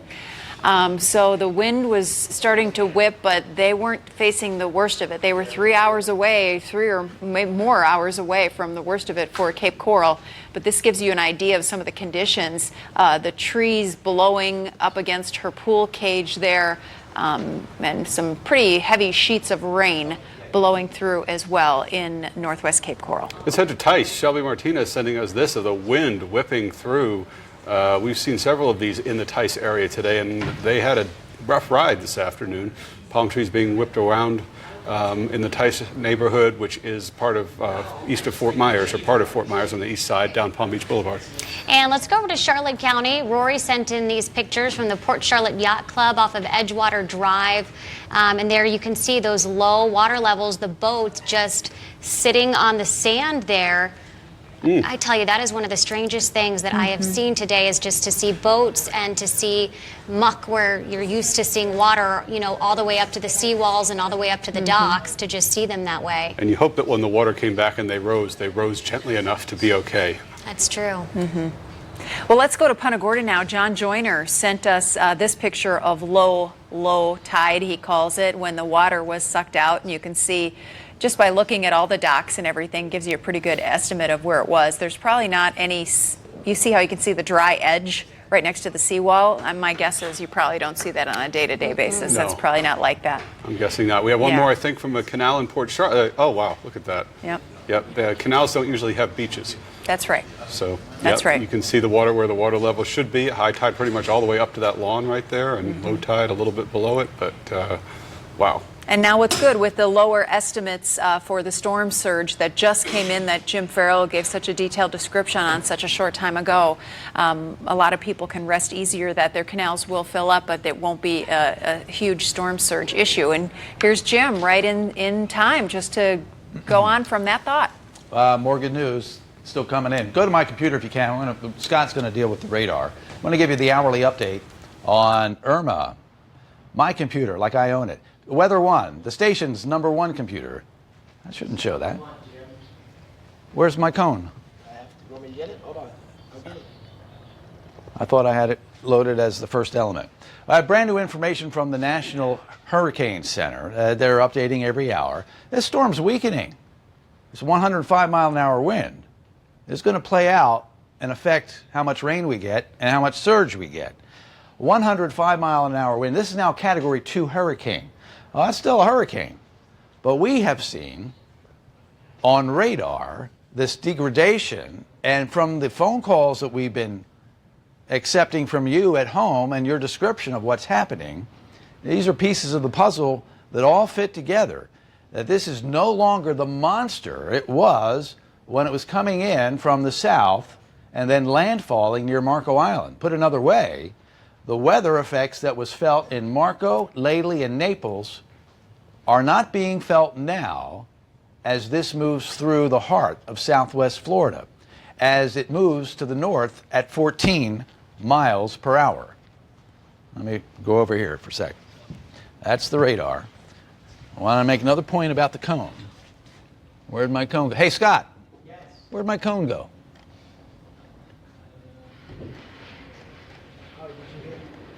Henry is back. Good. You guys engage Henry for a second. Get an update on Marco. Fabulous. We'll do that. Henry, you're joining us again from Marco Island. Can you hear us? Okay. Yes, I can. Fabulous. Thank you so much for calling back in. So give us a status update. Let me remind the viewers who are maybe just joining us or who are on the, watching, that the last time we saw you, you pointed out that sprinkler head where the water had not risen up past that. Where are you seeing the water now in your driveway? It's in exactly the same place. It hasn't come up any higher. Boy, it has started to rain some down here, and the wind is staying kind of the same. And of course, the rain makes it, a little more awkward to go outside. But no, the water hasn't come up any higher. Well, that is fantastic to hear. That sounds like really good news. And, with Jim's new storm surge estimates, the problem is not supposed to be nearly as bad. But we're looking at the video that you sent us earlier in the street, how it was underwater. So let me describe it a little bit to people who may not have power and are just listening to us on the radio. So the water problem on Marco Island, as Henry is describing it to us, is not any worse than it was the last time we talked to him. So that means the street's underwater and there's some water encroaching up on driveways, but where he is, from his vantage point, he's not seeing any water in any houses. Am I correct in saying that, Henry? Yes, you are. Okay, so do you have any more concerns that you are going to see more water tonight? No, and one thing about Marco on the courts, the 1,000-yard courts, there's a drainage into the canals. So the water can actually, once the tide goes down, the water can actually go down pretty fast because we have a drain on either side, a short drain, and there's a slight slope to the drain. So it's quite amazing, but it'll take a while. And there'll be spots on Marco that'll be flooded for quite a while, but we can get rid of our water a lot faster than people more inland. Henry, your reports and pictures are invaluable, and they match up. Now, here's what we're doing in real time. This is happening live. This is like a reality show developing in Southwest Florida. We're getting pieces of the puzzle, and as I assemble these pieces, I'm going to share with you and our viewers and listeners what these pieces are.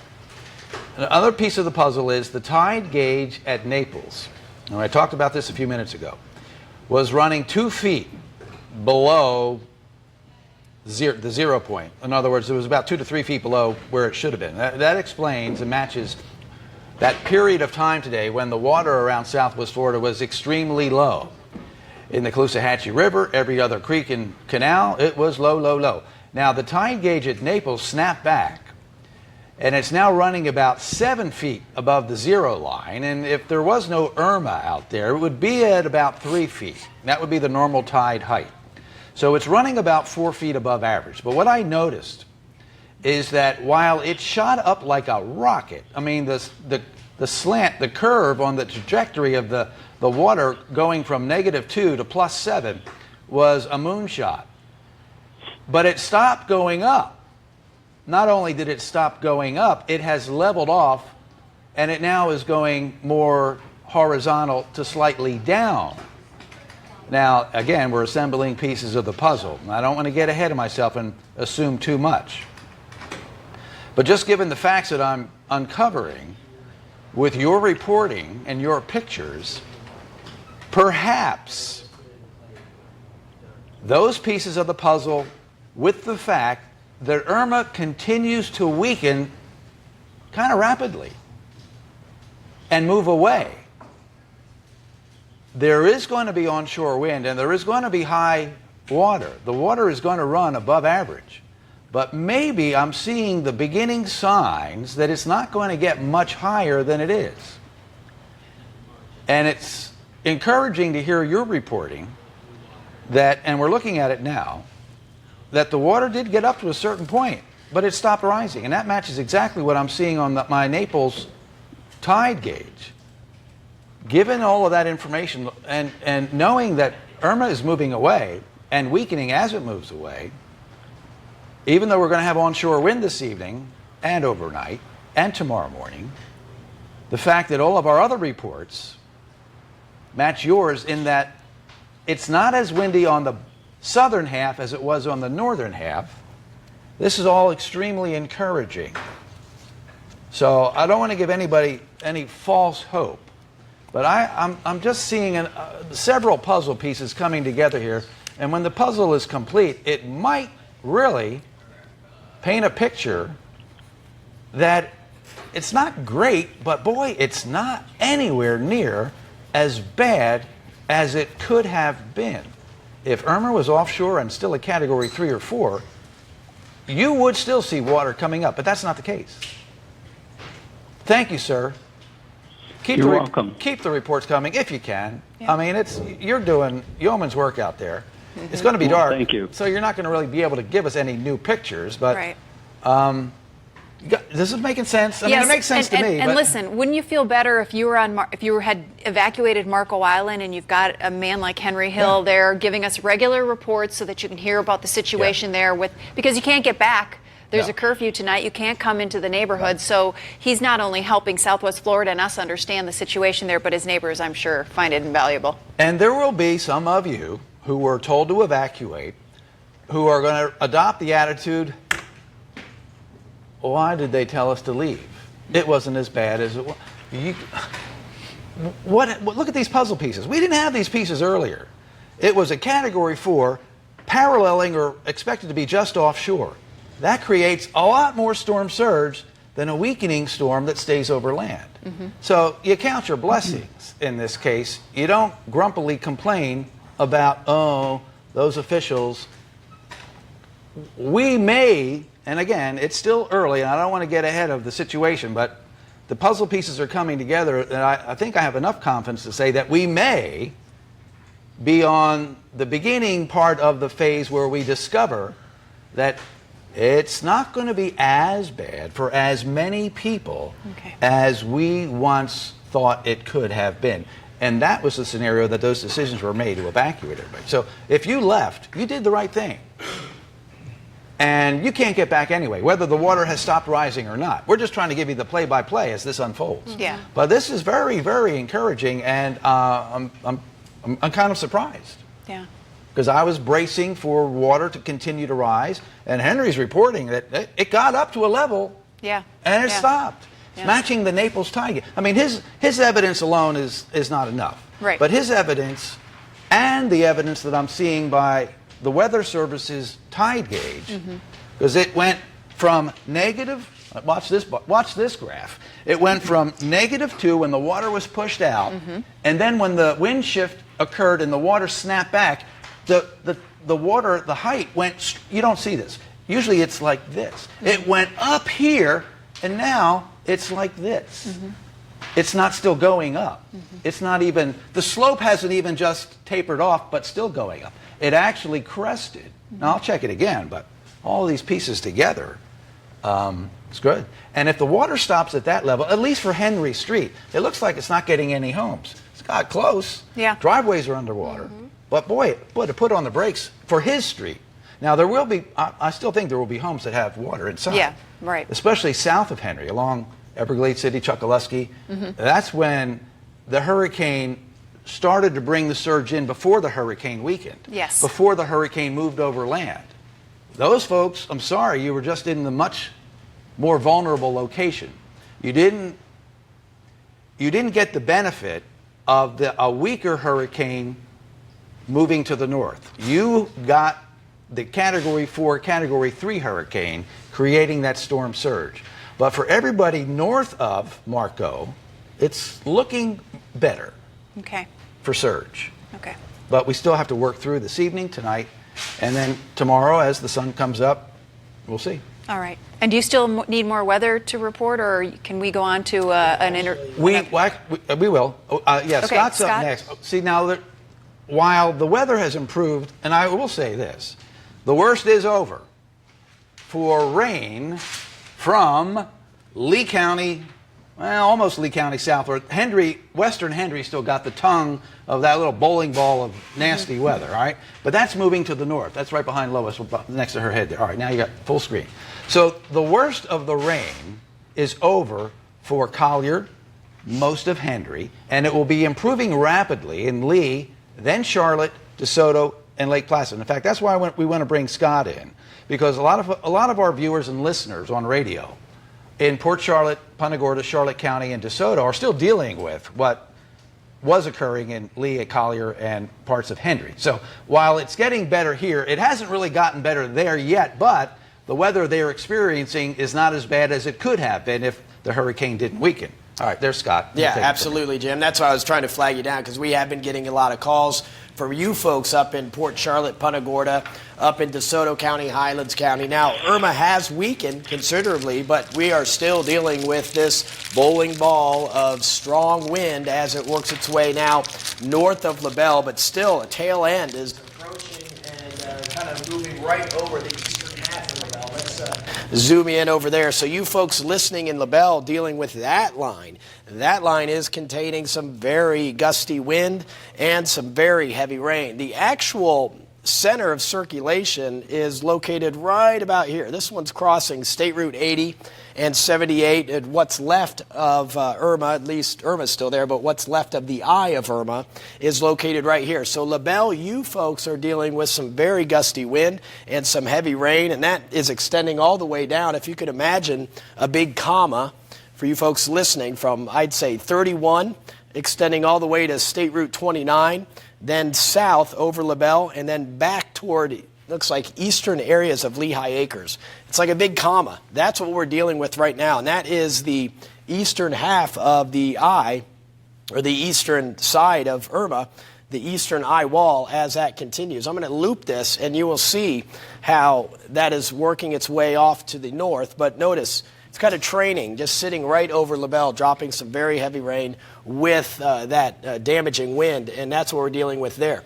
Let me stop this. I'll pan you back over to you folks up in Port Charlotte and Punta Gorda. You're dealing with the northwestern eye of Irma. Now, Irma's to the southeast of you folks, but over Port Charlotte and Punta Gorda right now, some moderate rain, but you're definitely dealing with some gusty wind. I wouldn't be surprised if we saw some wind gusts 70, 80 miles an hour with that line of shower activity moving through. So from Port Charlotte up to Northport, back toward the Deep Creek area, Lake Susie, all the way down to Punta Gorda, even down Interstate 75, we are looking at that eye, the northwestern portion of Irma, the northwestern eye wall, kind of moving off to the, looks like it's the whole system's moving to the north, but you can see that is kind of pushing out from the east to the west. So that's what we're dealing with over the Northport area, Port Charlotte, Punta Gorda, even up toward Arcadia. Arcadia now, you folks are, let me zoom in over Arcadia, and you just had a big band move through. You're seeing a little break now, but there is another band heading your way. So that's what we're going to be dealing with in Arcadia. Remember, we are dealing with some very heavy rain and gusty wind, probably 70, 80 mile an hour wind gust with this area of rain. But the actual core of Irma is sitting down. Let me zoom you out and bring you back down toward Babcock Ranch area. The actual center of circulation that we've been watching is located, as I mentioned, over State Route 80 and 78. Got a couple reports in the Olga Alva River Hall community.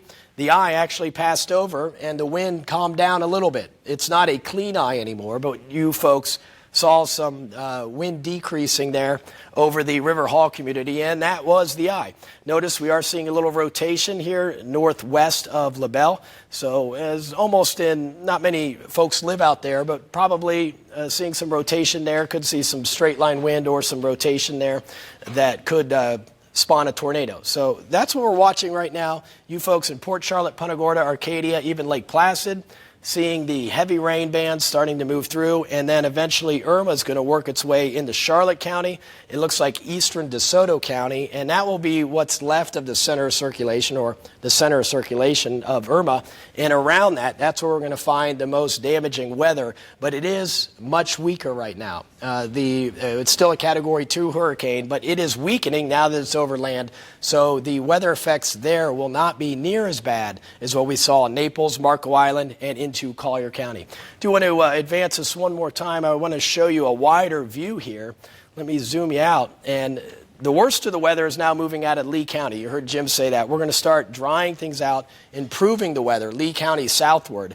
Right now, it is fairly dry. You can see that drier weather kind of pushing in from Lee County south into Collier County. So we don't need any more rain.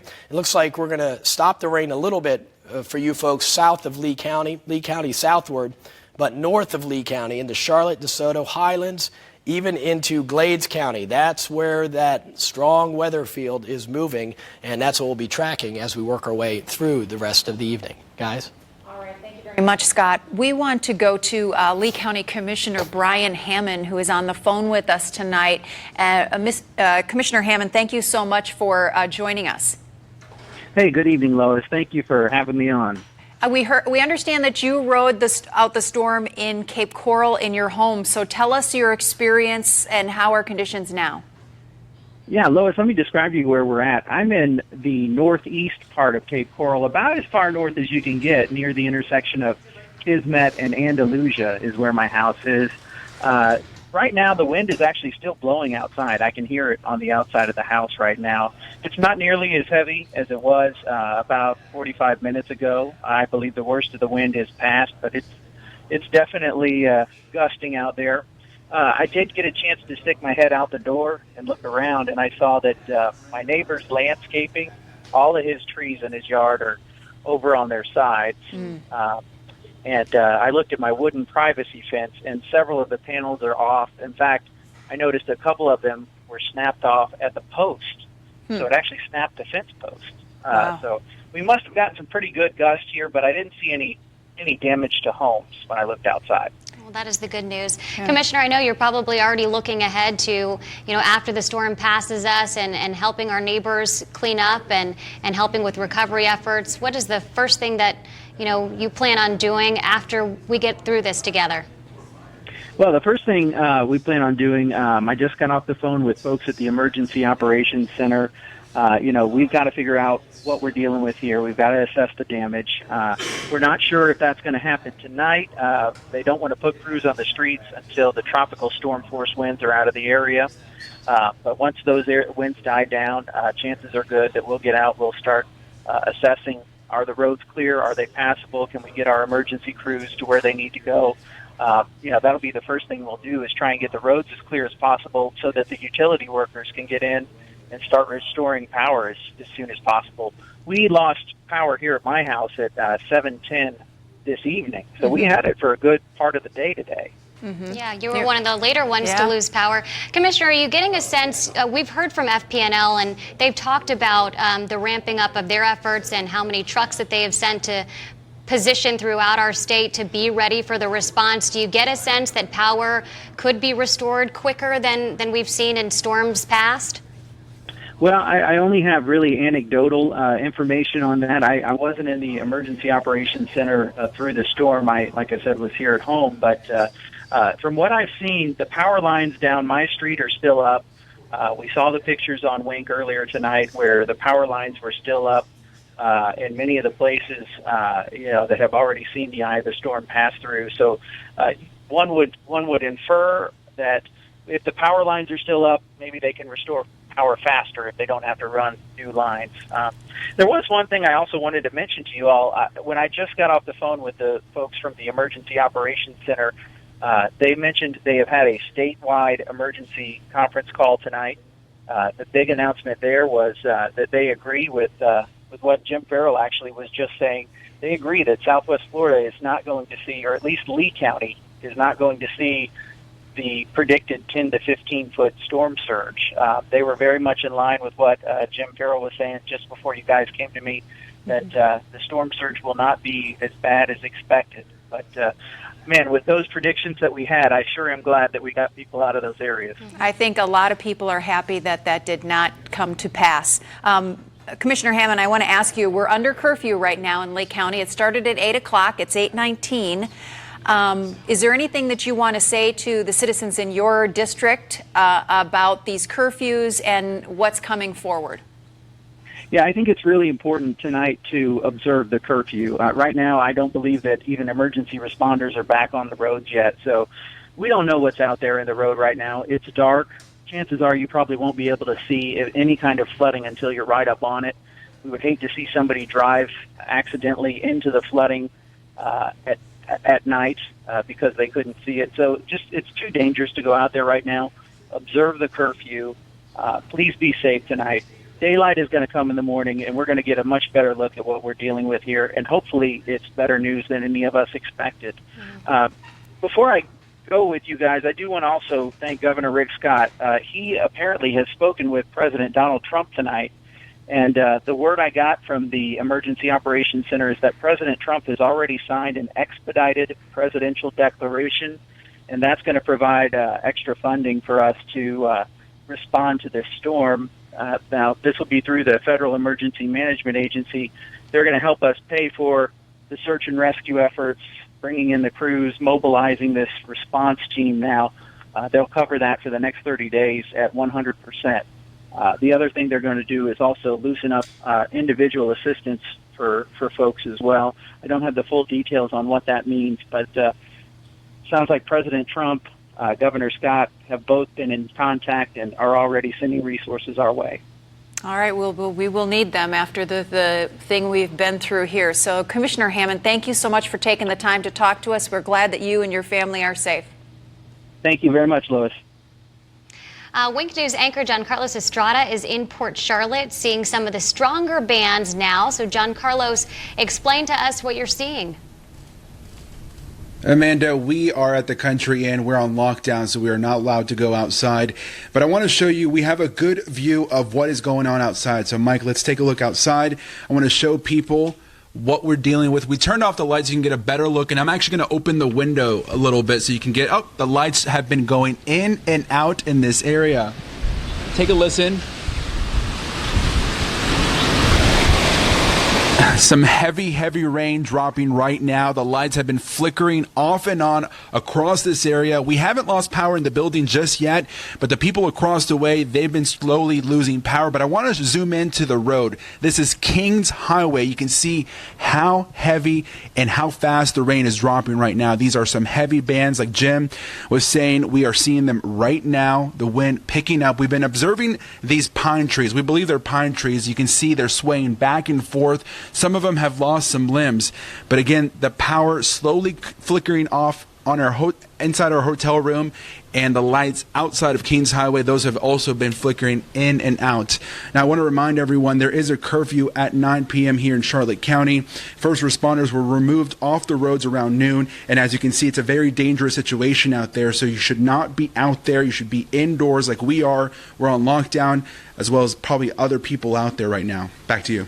Yeah, John Carlos, it is encouraging though there is still some light there, that you still have power. I mean, you won't see where you are. I don't think the most strong part of that eye wall that was causing so much difficulty to the south, but they're definitely in some heavy bands right now. They are. So we'll keep our fingers crossed that the power holds and the lights stay on for them there. Yeah.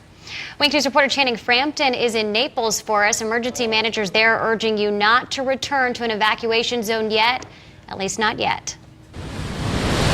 Yeah, we're getting a first look at the damage outside our hotel here in North Naples. These trees, like the one you see behind me, came crashing down when Hurricane Irma came through here.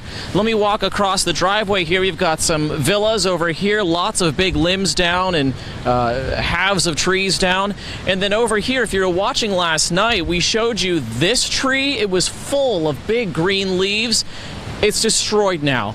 And it's completely gone. There's vegetation that looks like this everywhere. You can see maybe some palm trees up here that have been knocked over. The fronds are gone. This is just a first look at some of the damage we've got from Irma, and it's going to take quite a while to clean this big mess up as those outer bands from the southern part of the storm continue to rotate through, and as darkness sets in tomorrow, it's going to be very interesting to see what is still left standing here in Southwest Florida. In North Naples, Channing Frampton, Wink News Now. And it's good to see that before it got dark, so we could get at least some early assessment of what was happening in the neighborhoods he's at. Wink News reporter Nicole Valdez is at Health Park. She's been there all day. They were running on generator power the last time we talked to her, so let's get an update.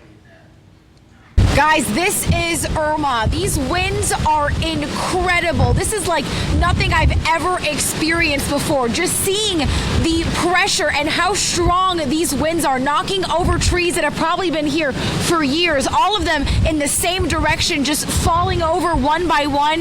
This is the brunt of the storm. We are in the thick of it right now. And of course, many people want to make sure to be inside. I know it looks like a lot's going on here, but you want to make sure that you are safe.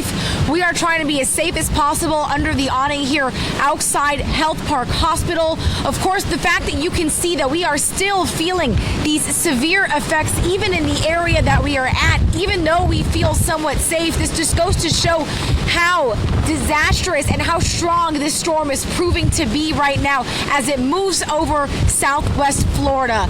We are out here and we are going to continue to be out here for at least in the next several hours, looking at how strong these winds are going to continue to be and how long this will last in your area. And of course, then afterwards, what the damage is after this storm. You're going to count on us for all the latest information on the effects of Hurricane Irma. In Lee County, I'm Nicole Valdez, Week News Now. All right, thank you, Nicole. For our viewers or our listeners, now many of them are listeners. We want to give you updates on the time. It is 8:26. And Nicole shot that video for us just a little while ago. You could see the sheets of rain coming down the street behind her. We're not sure exactly when that was, but that was not, a live shot. It was on tape, and there's been some time now, and we think things have calmed down there. Want to show you some video in from Lee Memorial. She was at Health Park, and this is video from Lee Memorial in Fort Myers.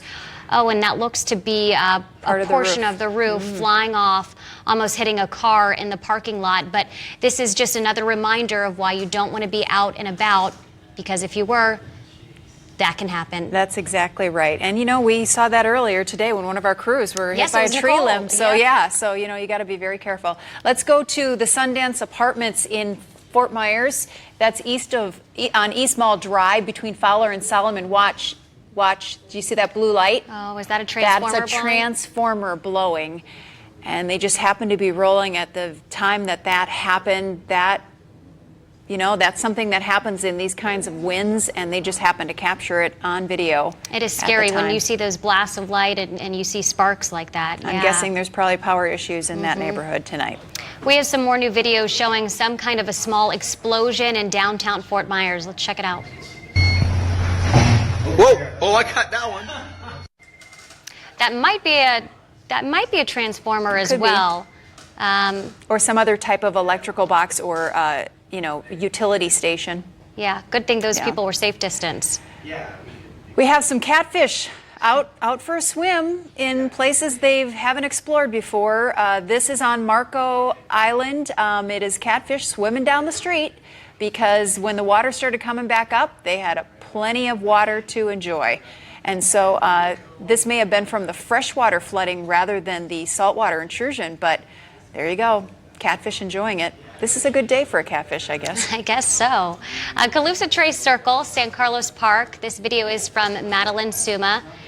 Hard to tell exactly what's going on there. Okay, yeah, someone in a car, they're driving and taking us through, giving us a tour. You can see a lot of water on the road there. I was watching that water move and I thought, what is that current from? Until we realized it was someone driving, assessing the damage. So we don't recommend this. No. In fact, already in Lee County, we're under a curfew and the other curfews begin at 9. So you shouldn't be on the street. You shouldn't be in an area where there could be something unknown underneath or water deeper than you expect. Let's go now to Gateway because there's some damage in Gateway. Oh, look at this pool cage that has completely been destroyed at a Gateway home in Lee County. And you can see, you know, that's one of the things. They just don't handle themselves very well in high winds. And Gateway went through some really, really high winds this evening. And unfortunately, we have so many people who have pool cages, so many beautiful swimming pools, and they are not a cheap fix either. So, more video from Emerald Cove in Cape Coral. This is from Jeff here, and you can see the water moving pretty well. I mean, that's a road there, but it looks more like a river moving along. Let's go to LaBelle right now. Jessica Perry sent this. This was shot about 7:24. So this was at the time they were seeing some pretty nasty weather. And you can see that tree snapped off right near the trunk of the tree. So they had some pretty strong winds, clearly, and that's evidence of the damage. Yeah, it's hard to tell exactly, but I'm wondering if this might have been taken when the eye went over LaBelle because you can see the peaks of blue in the background. It could be. And it doesn't appear to be raining. Now, this is a still photo, so it's harder to tell versus if we looked at some video of this from LaBelle. Right now, I want to get you back over to Chief Meteorologist Jim Farrell. Jim? Thank you, Amanda. Lois. 72-mile-an-hour gusts, by the way, right here at Wink News. We have a very accurate weather station on our roof. 72 here. Remember, the peak gust in southwest Florida was in Collier County, over 140-mile-an-hour gusts. But let me give you this info first, and I'll give you a little insight as to what is going to happen next. We've got a Category 2 now. Remember, it was a 4? And we could rapidly, once it moved over land, 105-mile-an-hour wind. It's probably not even 105 anymore because it continues to weaken. And this is almost an hour old. The update was at 8 o'clock. Now look at this, Tampa Bay.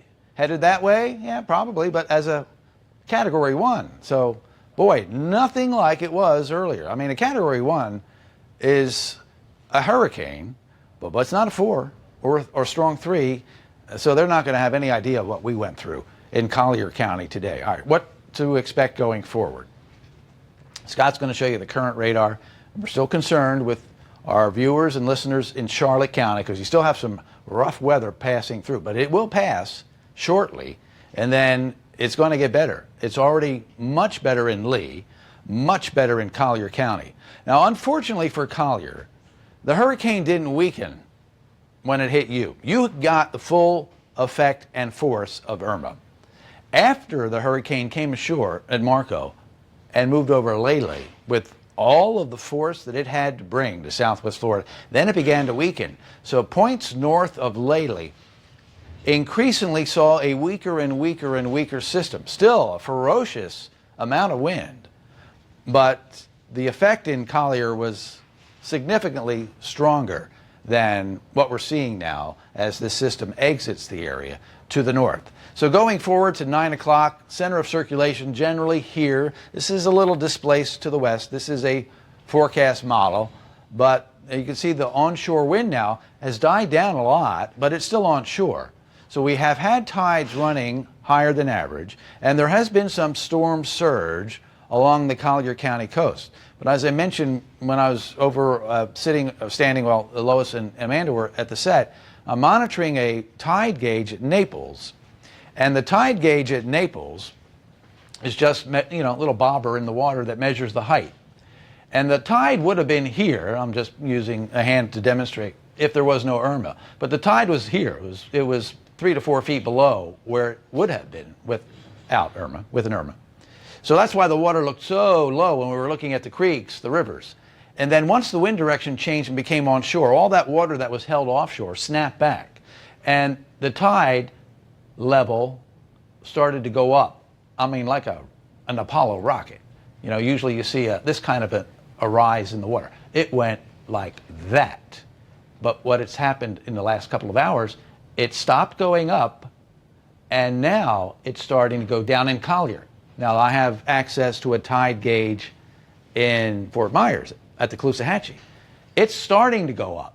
Remember, there's a little lag now because Lee County is farther north than Collier. So the onshore wind is beginning in Lee. So that snapback, all that water got pushed out of the Caloosahatchee. Now it's coming back in. So the tide level in Lee County is going up now. But I think it's going to do the same thing the Collier County tide did. It's going to get up to a point where it's above average, but then it's going to level off and start to taper off. So that's good news. We've got somebody on the phone. Mark, is it? Hello?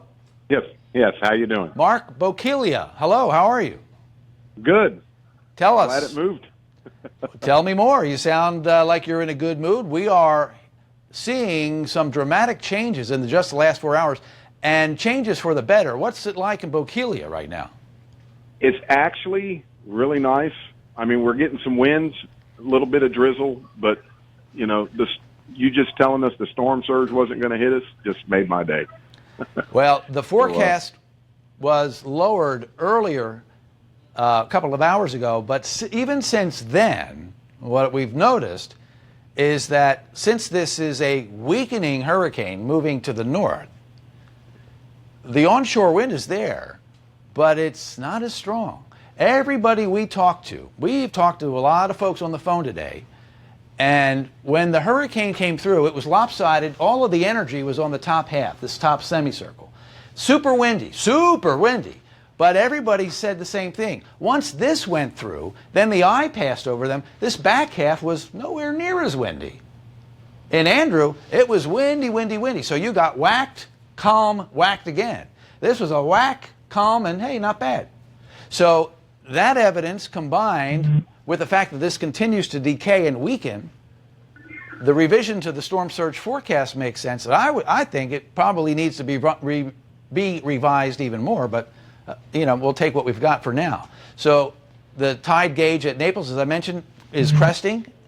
It's going. The tides in Fort Myers, Caloosahatchee, is going to go up, but probably crest as well. Have you been able to peek outside at all around Bokelia? What's it look like on the streets? We just got back. We drove over to the center of Pine Island where my office and shop is at, and some limbs, Australian pines down, some acacias, and then drove all the way to Captain Conn's on Bokelia, and the water's already coming back into Charlotte Harbor from about 10, 11 o'clock this morning when I had it going out. I had video of it going out and fighting out there. It was really pretty neat to see. And I think 2 or 3 power poles down and some lines down, but that's it. There was a little migrant village that's on here where everybody stays at that works on the island that about 100 people were staying in, and I was worried about that. And thank goodness it didn't hit, because I don't think those little 1950 trailers would have been here anymore, and we would have lost some people.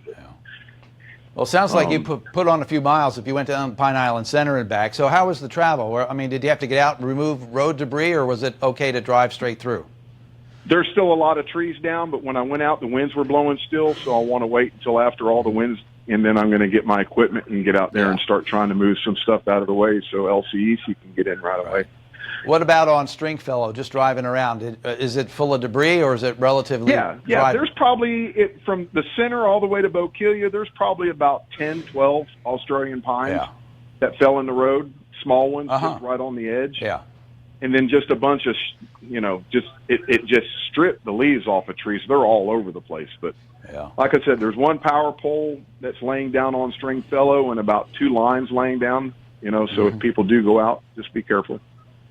I fish up there all the time, so I'm more than familiar with from the bridge here up through Bokelia, And you mentioned that the water that was extra low here is snapping back. It's coming back up, right? It's coming. The Bokeelia was coming back. When I went there this afternoon, I went there at 11, 3, and around 4 o'clock. And it was going out. But when it first started going out, it was all the way to the end of the piers. When you first make that first curve and you see those first 2 piers that stick out, Yeah. it was right at those piers at the end of them. And I got video of it. It was awesome. The water was fighting and creating like a 2-foot wall, smashing each other in the distance, and it was just amazing to watch. But that water is all the way coming back up to the shoreline now. There's water to the shoreline. All right. Well, that's just getting started. Here's what we've noticed. In Collier County, the water came back first because the onshore wind kicked in first. And now it seems to have stabilized. It's higher than it's normally, at a higher level than it normally is. But in Lee County, it's just starting to come back. We have more of an onshore wind here in Lee around the Caloosahatchee. So the onshore wind is still a little iffy here. It's trying to work its way into Charlotte Harbor. So, yeah, the water should be coming back, but it's going to continue to rise. And I do think it'll get up above, maybe 4 feet above average. So this is just the beginning of a process. So this will be the last part of coastal southwest Florida that sees the water snap back and then rise to a level that's above average. But these are all pretty good preliminary reports from you. And, you know, this is one of the takeaways I'm getting out of all of this, and this is all developing in the last hour to 90 minutes, is that this is turning out to be a bad day, but it could have been so much worse. If this hurricane hadn't weakened rather rapidly as it moved through, we would have had more storm surge in more neighborhoods and more destruction. But it's turning out to be better than it could have been, and that's good. And then your reports are substantiating a lot of what we're hearing. So what are you going to do this evening? There's a curfew. What's up? A bad day was me and my wife's bags were packed, our go bags at the bottom stairs of our garage with the ladder down, and our axes and chainsaws in the attic ready to do A, B, and C. Yeah. So now it's like, okay, we're talking to you on the news, and like, whew. I assume you have power. Do you still have electricity in your neighborhood? No, we got a backup generator. Okay. All right. Then there'll be widespread power outages. But it could have been so much worse. Thank you, sir. I can tell by the tone of your voice that you, I think like others in Southwest Florida, are beginning to realize that, yeah, this has been a bad day. But it could have been so much worse. And there will be people in Southwest Florida that got hit a lot harder than others. And for them, it's a really bad day. But it could have been so much worse for so many more people. Thank you, sir. What are you going to do tonight? There's a curfew. Can you go out? You can't go out. What's the plan? No, we're done going out now. We're going to watch you on TV and just pray for the ones that still might have got hurt in LaBelle and Suncoast Estates and North Fort Myers and them older mobile homes. I'm waiting to hear what happened over there. There's a lot of mobile homes in the way of where it's going. My family live all the way up in Polk County, and Arcadia, DeSoto, Mulberry, and all them's got old mobile homes that don't even strap to the ground, and I'm really worried about all that. Well, a little good news for them via you is that this is forecast to be a Category 1 by the time it gets to Hillsborough, Pinellas. So that's still, you know, not the best news for mobile home residents or manufactured home, but it's not as bad as it could have been even for them.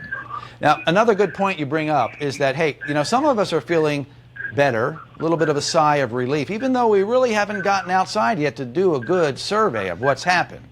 So I don't want to get ahead of ourselves and overestimate our, can I call it good luck? But some of us in Southwest Florida are not going to have the same good luck as others, and we have to feel for them. So for those of you listening and watching who have suffered damage, and you may not even know what you're going to go home to yet, but believe me, we feel for you. I mean, this is not going to be a slam dunk, jumping high five for everybody. There are going to be significant issues. But again, the takeaway, the bottom line is it could have been much worse for more of us. Thank you for calling in. Have a great evening. Thank you. And let's see. We still have some rough weather here, northern half of the viewing area. Scott's going to kind of guide you through this from Charlotte County northward on the Wink News touchscreen. So let's go over to Scott. Thank you, Jim. Yeah, we're still dealing with some pretty strong weather now moving through DeSoto and Highlands County. Remember, this was that area. That's the center of Irma right there. The eye is really filling in, but still, that's the center of circulation. And that northeastern eye wall, that was the destructive portion of this hurricane. That's what made landfall. Marco Island had wind gusts of 140 miles an hour down in Marco Island, Naples 130. And then as it worked its way right up Interstate 75 just to the east, it has been weakening. But still, that's the area that we've been watching. That is the area we've been referring to it as the bowling ball of weather because it contains some very gusty wind right here. And most likely seeing wind gusts 70, 80, 90 miles an hour. Now, that was the area that was creating wind at 130, 140 mile an hour wind gust. It has weakened considerably, but you folks in DeSoto County, especially eastern DeSoto County, now pushing into southern Highlands County, heading up into the Lake Placid area, that's what you're dealing with. Let's zoom you in real quick. And if you're listening on the radio up in Arcadia, you are seeing some bands right now, the heaviest rain and the strongest wind just off to your east. But it is arriving. You are feeling some very strong wind right now in Arcadia, crossing State Route 70. Get ready, Lake Placid, it is knocking on your door. So if you're listening from Lake Placid, if you don't have electricity, well, get ready. It is on its way. I'm telling you, just to your south, I'm talking maybe about 5, 6, 7 miles, 8 miles or so just to your south. That is heading your way, and I'm going to go ahead and loop this just for those folks that do have television and can see. You can see how that is working its way right toward Lake Placid and southern Highlands County, so get ready for some very gusty wind. I do want to show you the velocity. We like to show you this from time to time to show that very strong wind, and there it is. That's the core of the strong wind. Notice the lighter blue there indicating that tells us that that's some very, very strong wind. That is the northeastern quadrant of Irma. That is the northeastern eye wall. It's not in as good classic shape as it was when it made landfall. It has weakened, but that is the core of the wind, and that's what we've been watching. Now, I'm going to pan you back down toward Port Charlotte and Punta Gorda. Punta Gorda just had a wind gust of 74 miles an hour.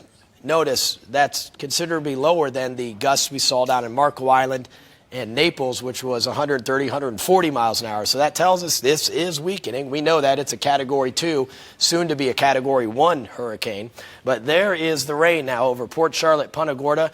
It's getting better. The rain is letting up. You're still dealing with some very gusty wind, and it's coming more out of the north. I'm going to loop this, and you can see the motion of the radar kind of working its way in. So these bands are moving in from the east to the west, but the actual wind is starting to come in more out of the north and northwest, which tells us Irma is more to your east, and it is starting to accelerate and move off to the north. So folks in northern Lee County southward now starting to dry out. Let's put this in play mode. I'll kind of zoom you out a little further here. That is the area weather, as I've been talking about, eastern DeSoto pushing into southern Highlands County, getting ready to move right over Lake Placid. Even though it's a weaker state, get ready, Lake Placid. You're going to have wind gusts 70, 80 miles an hour as this begins to arrive, and it should be arriving here within the next 10 minutes. To the south, though, there is the onshore push Jim was talking about. Not near as bad as we were thinking, let's say even yesterday at this time, because the hurricane has moved over land. It has weakened. So with that onshore flow, we're starting to watch the water rise again. But notice, not much rain. So we're finally drying things out. Northern Lee County through, it looks like Hendry County and into Collier County. A few sprinkles left over. Definitely some windy weather still and some strong gusts with some of this rain that's trying to move onshore. But for the most part, as Irma keeps lifting to the north, we're really going to dry things out because we do not need any more rain. There's the 24-hour rainfall amounts. And you can see everybody is in yellow and orange. That's all of Southwest Florida. I'm going to try to do something here, right here. If I do a query on all of Southwest Florida, I think we can get, let me try that again. I did the wrong button here, but I'll get it right here. I want to show you the average rainfall just across the area. So about 5 inches, and that's, of course, this area, but we have pockets of some very heavy rain across southwest Florida. So we do not need any more rain. So far, some of the Doppler estimates just in the last 24 hours, anywhere from 4, 6, 7, 8 inches of rain. Some locations we've seen pick up maybe 10 inches of rain. So no more rain. It is going to start drying out. Now, we will have those occasional bands moving in across the region, but for the most part, I think the rain is ending Lee County southward, and eventually, once we see Irma move off to the north, we're going to watch some drier weather move in, and the weather will start improving overnight. And the good news we received a couple hours ago was those updated potential storm surge maps, much lower now. So that is definitely some great news. And as you heard Jim say, this could have been a lot worse. So this is still a bad day, but it could have been a lot worse. Lois? All right. Thank you very much, Scott. Well, Wink News reporter Morgan Francis is in Punta Gorda at the 4 Point Sheraton. So we've been talking to her on and off throughout the day. So let's get an update. Right now we're feeling pretty significant wind gusts here in Punta Gorda. This is really the strongest that we felt. I'm standing right next to our hotel, so we're still guarded a little bit from most of the wind, but I got my hands on a anemometer so we can see kind of what the wind speeds we're dealing with here. And I'm getting a reading of right around 40-mile-per-hour winds here in Punta Gorda. So we're probably on the western side of that outer wall of the Hurricane Irma, feeling a little bit heavier winds than we were before, but this is probably the worst that we're going to see here in Punta Gorda. Reporting in Punta Gorda, I'm Morgan Francis, Wink News Now. All right, thank you very much, Morgan. We have some pictures now from Fort Myers Estates. Oh, boy, there's a lot of damage inside. Looks like a tree may have come through the roof there. Oh, hate to see that. That, again, is in Fort Myers Estates, right in the middle of the living room, a tree through the house. That is Hopefully very no one sad. was hurt. Hopefully Yeah, no one was hurt. I think that's the worst that we've seen so far. So I'm so sorry to see those pictures. Sorry that you're going through that. Let's take you now to the 3000 block of North Key Drive in North Fort Myers. This video was taken right around 7 o'clock from Kevin Cloutier, and we appreciate you sending this in. And thank you also for letting us know what time you took this. I know that's very helpful, especially to our meteorologists who are mapping everything out and seeing, what things are checking out with the forecast. Let's go to the Howard Johnson Inn on 41, and this is at about 7 o'clock in Fort Myers, right on 41, and you can see the parking lot there. They're just shooting things from underneath the canopy there just to keep themselves safe, but you can see the rain was coming down heavy still at 7 o'clock there on 41 in Fort Myers. Northwest Cape, 26th place. We're seeing the strong wind from this video.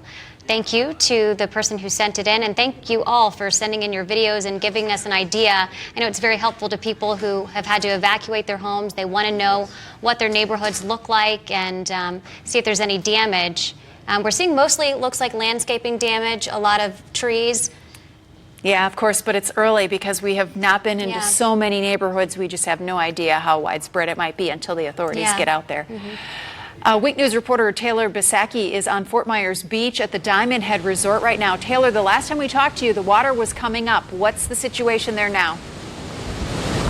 Well, I do want to update you on what's going on right now. We did show you earlier when the water was coming up. This dock right here is about a couple feet. It doesn't look like the water has come up since then, just inching a little bit. So we're still in good shape in that sense. But take a look at these winds. They have not died down. I brought my flashlight out here so I could show you more about what's going on. And I just want to walk you through to show you some of this debris that's going on. Take a look. Some coconuts have already fallen. So again, we are under shelter. We are covered above our heads, so we're safe right here. But I'm just going to walk you around. Some palm trees, coconuts laying around. Again, if you're outside, though, this is very dangerous. We want you to stay inside. Now, I want to show you a video, though, of that storm surge earlier. We did send some video of that. Those waters coming up. It's a little hard to see now that it's dark, but if you can see those waves coming up, the wind's still very strong. But let me just tell you, we had a meeting earlier. As I mentioned in my earlier hits that we were running on a backup generator, backup power. Well, that's all going to turn off around 10 to conserve it, so we'll still have it to ride out this storm for however long we don't have power. So we'll continue to check in with you guys, and we'll let you know whenever these waters do get higher. Taylor, I don't know if you can hear us well enough for us to ask you a question, but how is everybody else in the hotel that you're with doing? Everyone else is doing pretty well. I was talking to them. We were all a little bit anxious, all a little bit scared before this storm hit. You know how we've been talking about this storm as it was approaching all week. So we were really expecting some really strong forces, and we are seeing them, but most people are feeling very calm, very safe. We're in a concrete building. Again, we're at the Diamond Head Resort, and everyone is staying safe so far. So we're doing pretty good out here. All right, Taylor, thank you so much. Stay safe out there. All right, we have an update too. Irma impacted CenturyLink voice and 911 services in the Golden Gate area. So that means in the coming days, residents will not be able to use their landline telephones to dial 911. Residents are encouraged to use their cell phones to call 911 if you have an emergency. When safe to do so, drive to the nearest fire station if you have an emergency. As soon as it's safe, technicians will restore that service. But when we're looking at these wind speeds, of course, we have to be understanding that we don't want our first responders out in it either.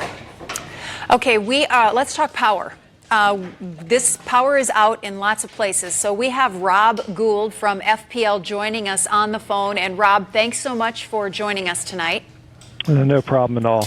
Now, I understand you have widespread power outages. Can you give us an assessment of how bad it is around the state? And then can we narrow it down a little bit for our area of Southwest Florida? Well, it's going to be hard for me to narrow it down candidly for your area because we're seeing outages begin. But we're talking about total system, about 3.2 million customers are out of service as we speak. A large percentage of that right now is in the South Florida, Miami-Dade area, and of course with the weather moving your direction, those outage numbers will certainly increase.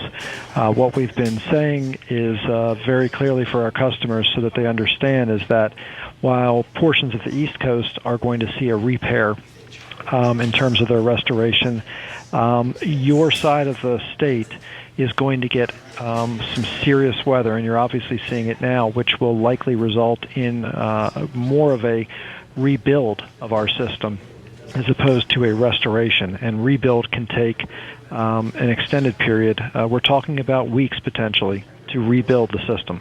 So you're talking about severe damage in some sections of our part of Florida that you just don't send a tech out there to fix a meter and it's done.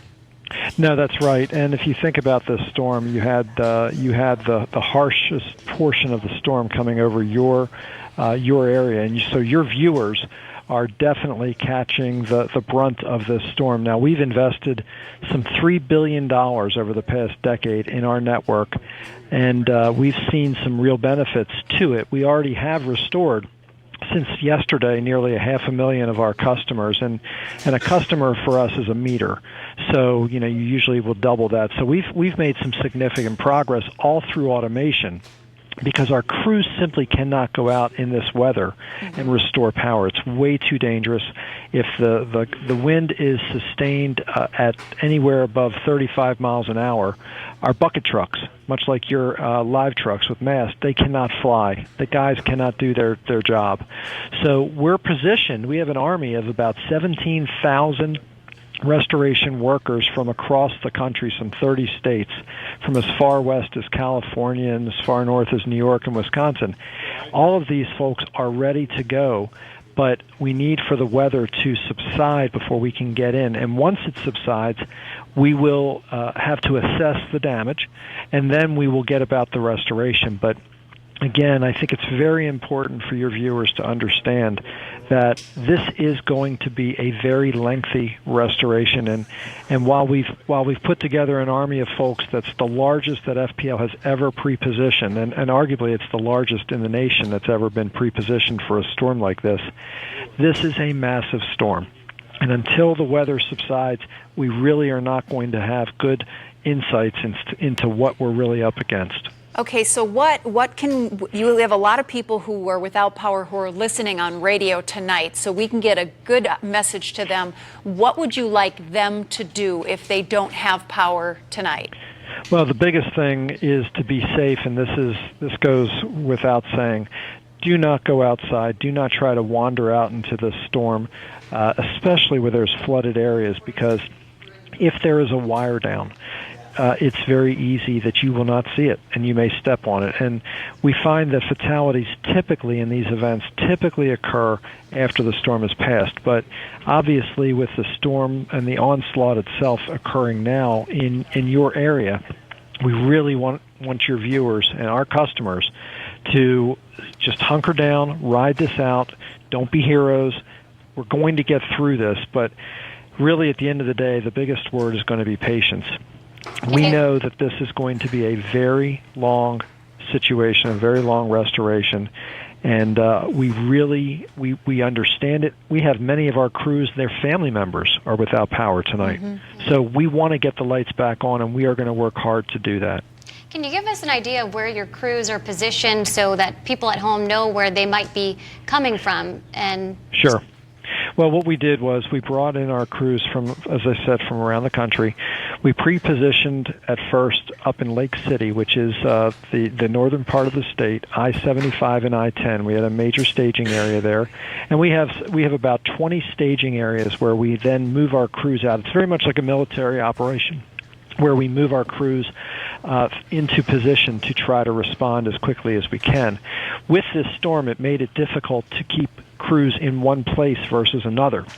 So what we did was we've moved crews south to Orlando, east to Daytona, and we have crews poised to move into the southwest portion of the state from Lake City and from Orlando, and then we would also be collapsing in from the Miami-Dade area once we get restoration complete here.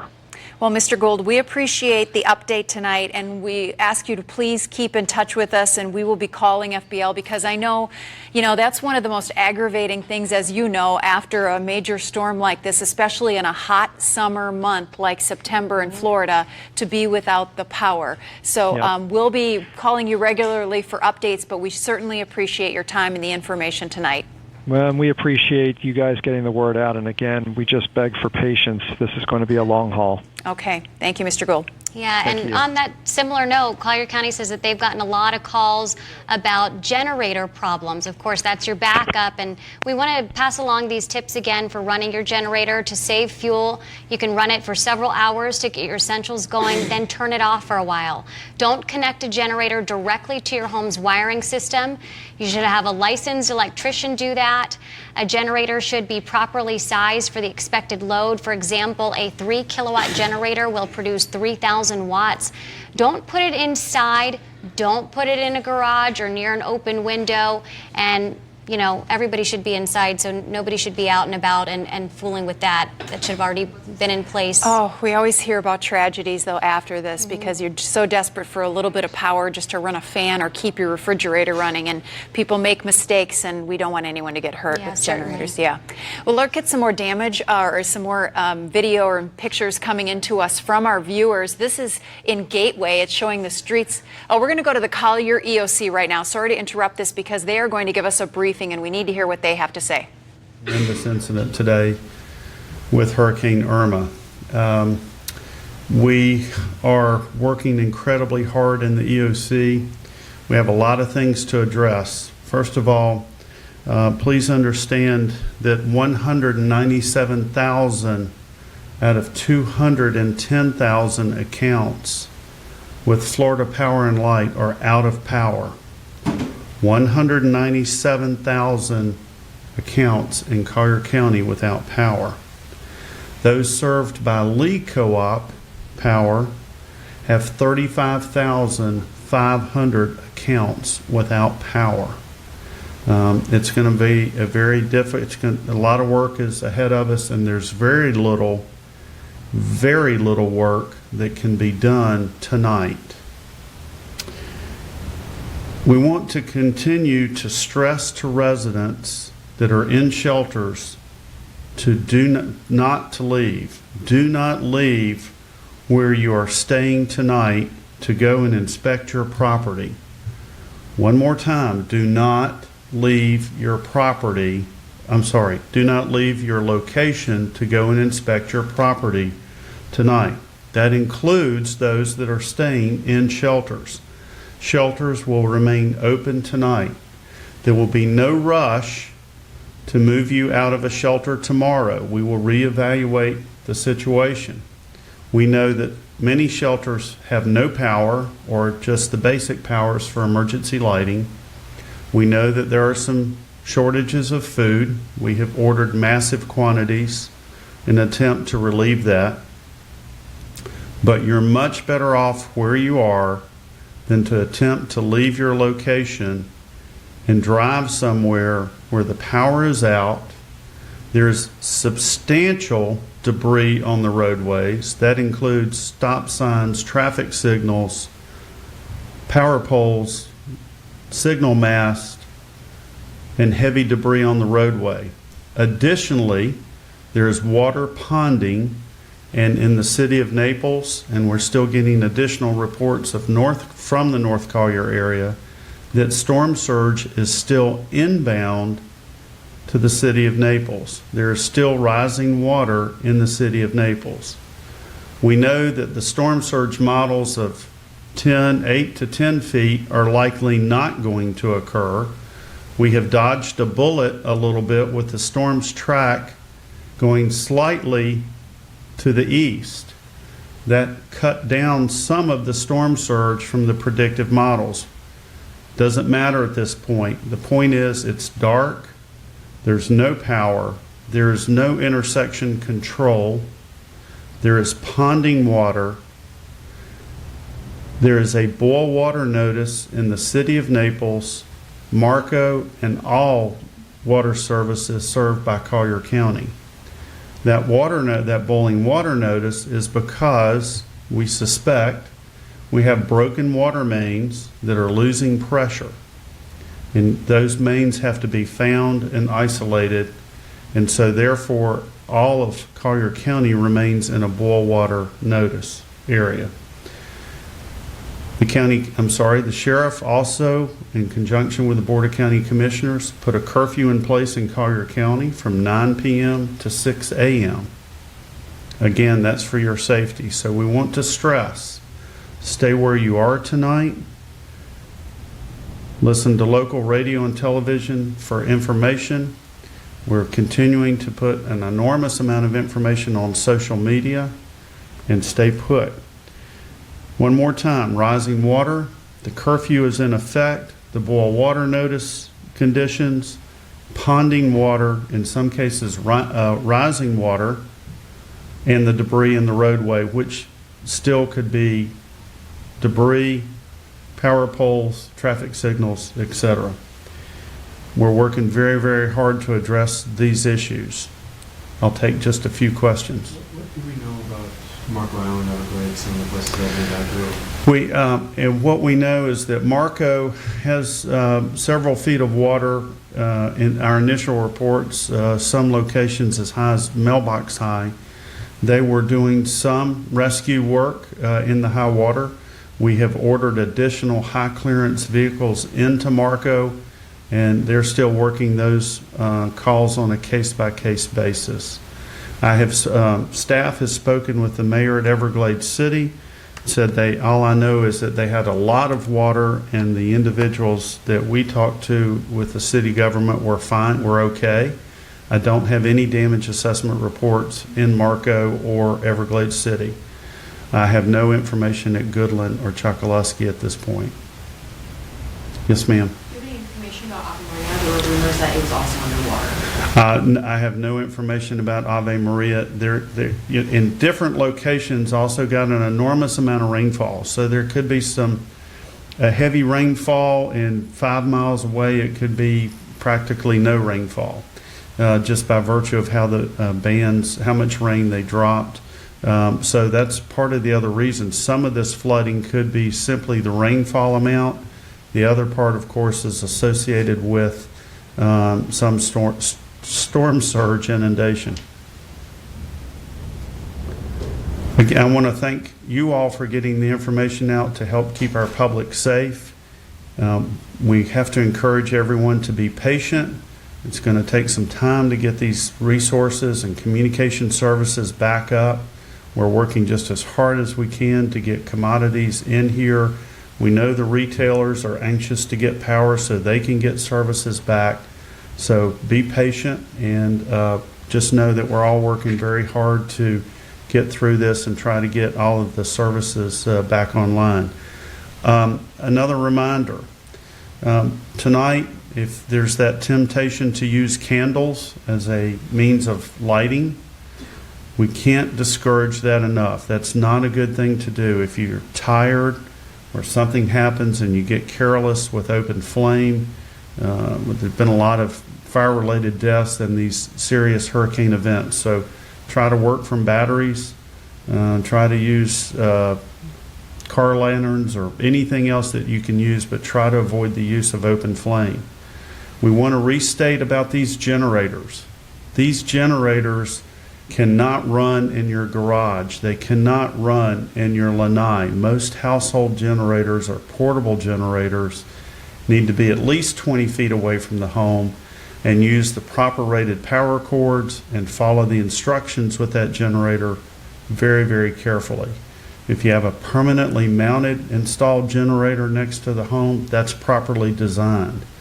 But these rolling type portable generators, do not put them in the garage, do not put them in the lanai.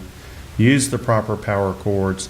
They are not waterproof appliances. So please be very careful and follow the manufacturer's instructions. Pardon me?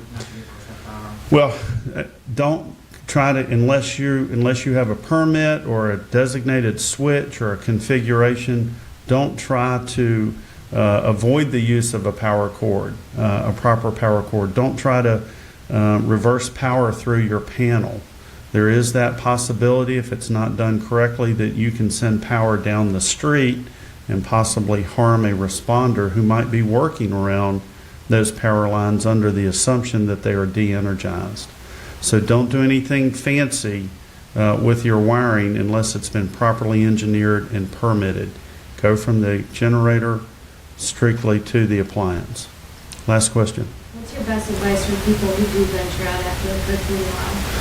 Well, remember, this curfew will be over at 6 a.m. tomorrow morning. So during the day, it's fine. But we are not going to get all the roads checked tonight. We're not going to get debris off of the roads tonight. There may take some heavy equipment to move the traffic signals and the power poles and those type of things.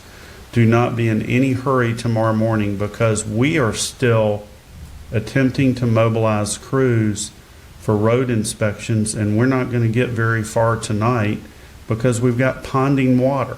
So we've got ponding water in this debris. There's a tremendous amount of danger in putting our folks out there until we have enough daylight to be able to work safely, make sure power lines are de-energized and we can safely move debris off to the side, etc. So again, we have to take this very, very slowly in order to do it safely. Last question. Tomorrow, as people are venturing out, if they choose, any fear of wildlife? We haven't heard wildlife and gators and animals, it's always a possibility. A lot of that will just depend on what's going on in your neighborhood with floodwaters and those type of things. Certainly just be aware of your surroundings. Take your time tomorrow, and again, understand and please work with our crews. You need to be very careful at every intersection. We're going to have crews that may just be setting up or trying to move debris or trying to help, get these processes and systems back up and running. And it's going to take a lot of time to get mobilized, and just pay very close attention. As we say in public safety, be situationally aware. Look around you, take your time, don't be in a hurry. Thank you very much. You've been listening live to Collier County Emergency Management, giving an update and reminding people of some really critical information for your safety, because I know so many of us are curious about our homes. You want to go back and you want to assess the damage right away, and you want to start cleaning things up right away when you can, but you have to be patient. You have to wait for your safety. Or people get hurt in this period right after the hurricane than the hurricane most of the time, and it's always something like a generator or a tree limb or something like that. So be patient. It's dark. For a lot of us, we'll know more in the morning about the damage. I know a lot of folks in Collier County have a lot of water in their neighborhoods, and it's definitely worse in the southern part of our area than it is in the northern part of our area, which is just now kind of finishing up with this storm. But stay inside. Yeah. Let's check in with Chief Meteorologist Jim Farrell. Jim. Less than 6 hours ago, Irma was a landfalling hurricane on Marco Island at 3:35 in the afternoon. Definitely Collier County took the brunt of the hurricane because it was stronger when it came through. Now it's a Category 2, moving to the north at 14 miles per hour, 105 mile an hour wind. It is leaving southwest Florida now. It is forecast to move toward Tampa Bay, weakening as it goes, arriving as a Category 1 hurricane, as an exiting storm going from land to the Gulf. And I mentioned that it's leaving southwest Florida now, and it's almost gone. Not quite yet. We still have this remnant of an eye wall feature moving through northern DeSoto County from Arcadia to the county line, and in Highlands County, nearby Lake Placid. This will be moving northward towards Sebring. But from the Charlotte County line southward in Charlotte, Lee, and Collier, the windiest weather is over. Inland, from south of the Highlands County line to the Hendry line near LaBelle, you have this little last whip of the tail coming through. When this passes through and moves north away from LaBelle, the worst is over for Hendry. And I mentioned that DeSoto and Highlands, you will be the last two counties to wave goodbye to the weather. But this is still a potent weather system, but it's nowhere near as strong now as it was when it came ashore in Collier County earlier and then moved through parts of southern Lee County. It's been weakening as it goes. Because the track did not parallel the coast, but moved over land, it was able to weaken. Because the track did not stay just offshore, but moved over land, there was less of an opportunity for storm surge to move in. That's why there will be some storm surge flooding, but it will not be as bad as it would have been, could have been, if the hurricane stayed offshore and didn't weaken. So good news in that department. Now, some of Southwest Florida is going to wake up to devastation. But at least more of Southwest Florida will be escaping the worst effects, or at least the potential effects of this hurricane. So on average, on the whole, things are turning out better than they could have been. But remember, we feel for those of you, especially in the southern areas, that are going to have more damage to deal with than the rest of the region. The strongest wind gust was recorded at Naples before the weather station stopped working. 142 mile an hour gust. That's incredible. And that was the windiest. Ever since that gust was recorded in Naples, it was never recorded that high again. But the weather was significant as it weakened and moved northward, and this little crescent, northern semicircle of what's left of the eye wall feature was more concentrated and more powerful when it came through. Now, going forward, the worst of the rain is over. The worst of the wind is over. The storm surge occurred, but it wasn't as bad as it could have been. I'm monitoring tide gauges, and what I am seeing, and what we have been seeing and telling you about, is that the tide gauge at Naples started off about 4 feet below average, where it would have been if there was no Irma. When the wind shift occurred as Irma moved to the north, the water that was being forced out into the Gulf that wanted to come back snapped back, and it was followed by a period of surge, new water coming in. And right now, the tides at the Naples gauge are running about 5 feet higher than they would be if there was no Irma. So that's the report of the moment. But the most important part is that the tide gauge went down low because of the water being pushed away. Then as the wind shifted, the water came back, and the water came back at a very fast rate. but it's not rising anymore. It has leveled off and is starting to decrease, or at least stay in that higher range, 5 feet above where it would have been if there was no Irma. So in Collier right now, I'm seeing signs that the water is perhaps as high as it might get on average. Lee County, the water's still rising because Irma moved through and the onshore wind began after it started in Collier. So we're in that snapback phase where the water is coming back into the river, back along the coast that was unnaturally held offshore by the strong land breeze. So the water is coming back. So the water in Lee is going to keep rising for the next several hours. And it will probably end up higher than it would have been if there was no Irma. But if it follows suit, and it should mimic what we're seeing in Collier, it's not going to get to off-the-chart levels. It'll run higher than average, maybe 3, 4, 5 feet above average, but not 10, 15 feet.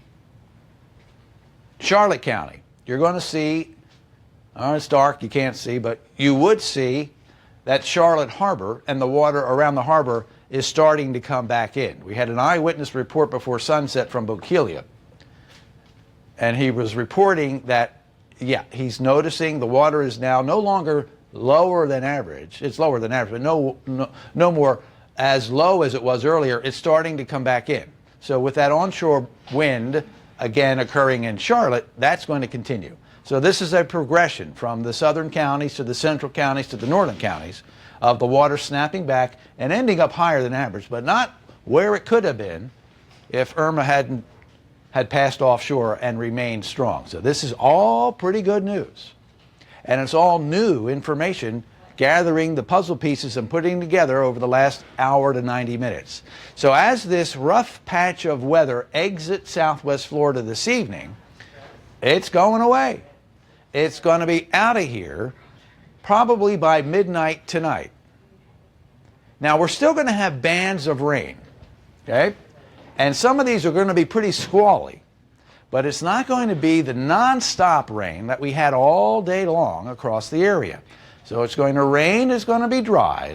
These bands are going to work their way in from the Gulf, and there will be an onshore wind, not hurricane force, not tropical storm force, but enough to keep the water levels along the coast higher than average through the night and through the day tomorrow. Wind, rain, and surge. We've been preaching that since this event began. Those are the three trouble areas. On the wind front, the worst is over. It's going to be breezy, it's going to be gusty, it's going to be an onshore wind tomorrow. But the worst, the highest wind, it's done. All right, wind, rain, surge. Rain. We're done with the nonstop heavy rain. There will be bands of rain on and off, but the worst is over. Now, when some of these bands come through, it gets a little scary briefly, but we're not going to have nonstop heavy rain. And some areas had over 7 inches today. I don't expect 7 inches tomorrow. So today was the windy day. Today's the wet day. Now, wind, rain, surge. All right, so wind, it's over. Rain, the worst is over. Surge. It looks like the worst is now in Collier. The water will rise more in Lee and then in Charlotte, but that too will level off. And by the morning, by the midday tomorrow, maybe by the afternoon, then I'll be able to say, as far as the height of the salt water, the worst is over. So right now we got 2 out of 3 that we could scratch off our worry list. Rain, worst over. Wind, worst over. And, of course, the surge is still evolving, but it's not going to be as bad as it could have been. Just to recap some of the wind speeds. Notice where the highest wind was. Collier, Naples. Marco is Collier. Lely, Collier. Collier County, you took it on the chin. The rest of Southwest Florida had a heck of a day, but it was not as bad elsewhere as it was in Collier when we look at the wind that occurred. So when we wake up tomorrow and the sun comes up and we start to explore, I expect that there's going to be a lot more debris scattered about in Collier County on average than the rest of Southwest Florida. Because that's where the wind was, the highest wind. There was enough wind in Lee, Glades, Hendry, Charlotte to create debris. But I think we're going to see that the bullseye for wind and therefore debris is going to be Collier. We'll see tomorrow. We'll have a lot of questions answered tomorrow. I know everybody is anxious to get life back to normal and find out what happened back home. But as Dan Summers so eloquently said in his press conference, this is a process. It's going to take a while. And we had patience through the event. Now we need to have patience post the event. Yeah, and we heard that from FP&L too when they were saying this Right. is not a restore power issue. This is basically an infrastructure rebuild issue, which is going to take a lot longer. We saw it after Charlie, and we saw a lot of it after Wilma. And, you know, we, after Wilma here, a lot of folks, a week and a half on the East Coast, there were people without power for a month after Wilma. 2 points I want to make, and I'll let you guys do your thing here. At the outset, what was our goal as a community? No deaths, no injuries. So far, I think we're doing okay. Now, we may find it's something that we don't know yet, but that was always the ultimate goal. And I have no reason to believe that we didn't achieve that. Here's the other point. You need to know this. When hurricanes hit, no matter where it is, U.S., the Caribbean, what we have seen, hurricane after hurricane, usually, specifically in the United States, more people die after the hurricane leaves than during the event. Think about it. Makes sense. If you do what you're told, you're safe. You're in your cave with the shutters up. You survive the event. The hurricane leaves, the sun comes out, and we have what we're going to find we have tomorrow. Debris everywhere. Maybe some roofs have lost shingles or tiles. You want to get up there and fix them. So what do we know? We have seen this over and over and over again. People do what they should not be doing safely. If you wouldn't get up on your roof on a dry, sunny day, why would you go up on a breezy, windy day? What happens, bottom line is, people fall off roofs, fall through roofs, they don't know they think it's, you get hurt, they die. People do too much, they have heart attacks, they have strokes. They do, we know this. This is a fact. So, listen to this. More people die after a hurricane leaves when the sun's out and the wind is light than during the event. Let's not let that happen today. So far, so good. Be careful. We'll get everything back to normal. It's going to take time. Don't overdo it. Pay the professional rather than do it yourself if it is a dangerous thing to do. Please think about that. Yeah, absolutely. I know that we have some people paying attention too who are, more inland. Specifically, I know that some people are listening on the radio in Highlands County, and so they're concerned. Looking at the radar, and we're looking at Lake Placid, and so for those folks in Sebring. Yeah, you're going to have some rough weather over the next 3 to 4 hours because it's coming through. The tail end of the worst weather is pushing through Highlands County right now. It's not going to be as bad for you as it was in Collier County earlier. So while some of us are, and I guess I'm championing this thought more than anybody, breathing, I think, almost a collective sigh of relief. I already did go on TV and say the worst of the rain is over. The worst of the wind is over. The surge, I think, is peaking. But now you're sitting in Lake Placid or northern DeSoto and saying, hey, man, what are you talking about? I'm in some kind of a monsoon here. But I also mentioned that, yeah, that is happening where you live now. But by midnight, you'll be okay, too. You will be back into the weather pattern that the rest of Southwest Florida is. So, yes, you have to rough through this little patch here, Sebring to Lake Placid, northern DeSoto, into Hardy by Wauchula. You'll be the last part of the Southwest Florida area that has better weather, but it's coming. It's coming. All right. Thank you very much, Jim. Thank you for all of that. Let's check in with some of our crews. Wake News reporter Taylor Bisacki is on Fort Myers Beach. He's been at Diamond Head Resort. Out in the wind again, Taylor. Well, as you can see, these winds are really picking up still. I'm having a little trouble standing, and the sand is smacking me in the face, so it's a little hard to hear. But let me show you. A lot of you have reached out to me in my Facebook messages, asked me what is going on with this storm surge. I'm using that palm tree that has fallen down that we showed you about 2 hours ago as a reference. That water still has not crossed that palm tree. So good news for you guys who've been asking for updates. We're not really seeing that water come up much higher, maybe a couple inches, but it has not crossed that. Now, I also want to show you, we did take video of that storm surge earlier, so you can probably see it better in daytime. So let's look at that video. You can see those waves coming in.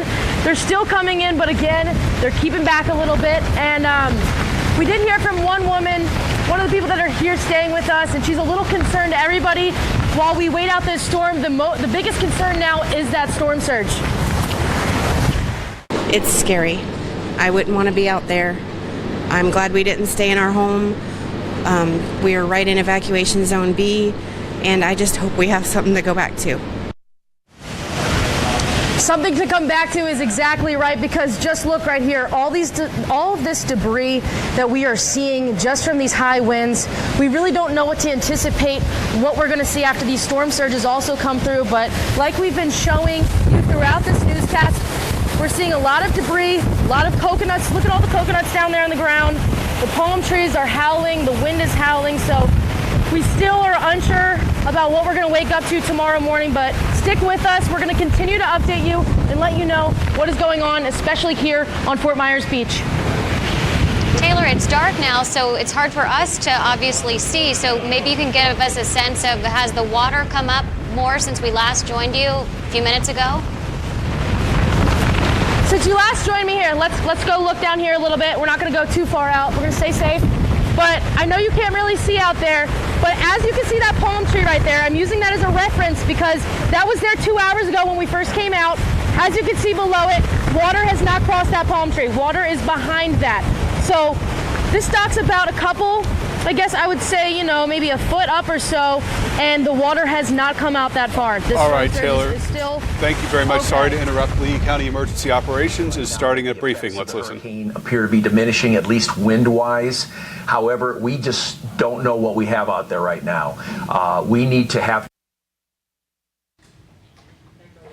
All right, and now we're having, you know, in this kind of wind, you saw the wind a second ago. It really plays with the signal that we have sometimes between our two places. We'll try to get it back and get the rest of it. If not, we will listen to it in another fashion and get the information to you. Okay, we have it back. Storm surge is going to be an issue until tomorrow morning to find out where that's going to be as well. So what we are urging is that everybody adhere to the curfew, which runs until 7 a.m. Please stay off the roads. We understand everybody's anxious to get to their homes to find out what, if any, damage they had. But again, we need to stress that we need to be safe first, and then we'll allow people to get back on the roads. So that's what we are emphasizing. The curfew is still in effect. So again, we do not want people out there on the roads for any reason before that curfew ends at 7 a.m.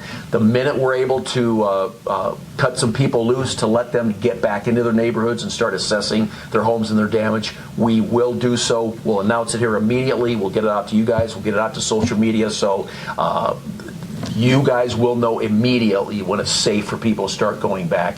And again, we ask that people don't start doing that until they get the word from us. So again, we can make sure that everybody will be safe. Are emergency crews going out tonight? They have not assigned a time frame to it right now.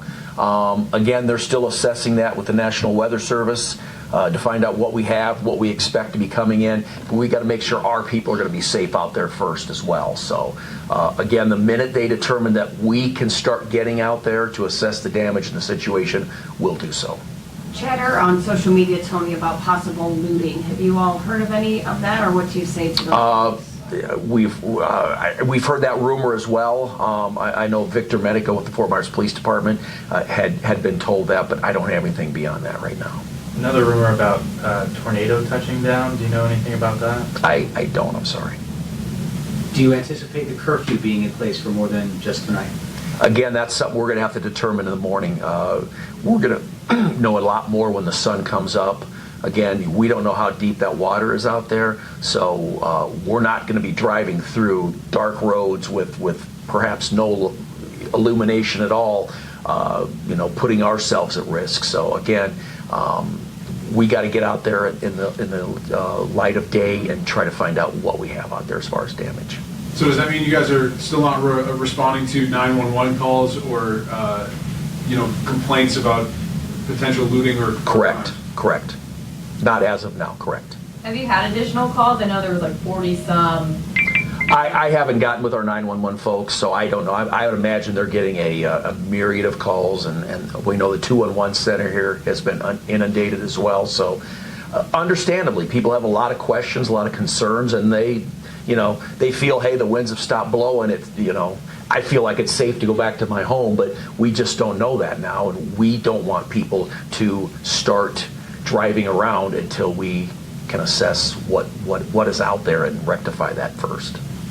When you get the clearance to go out back on the roads, what's going to be the first order of business, first priority? I don't know. I think they're still talking about that right now.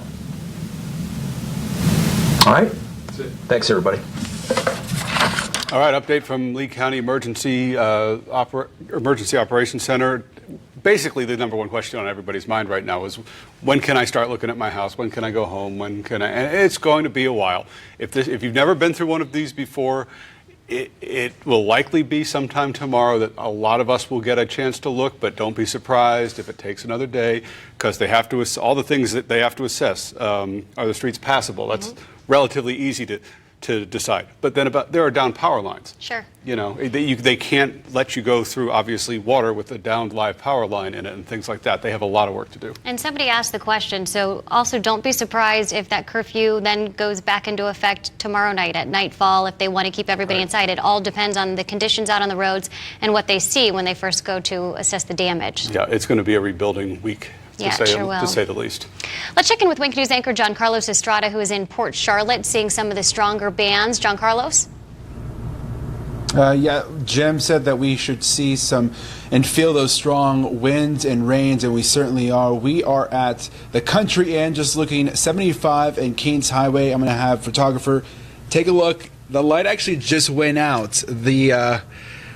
This storm has been having a lot of fun turning on and off the lights around here. Our hotel has been maintaining electricity, but it looks like this side of the street has now lost power.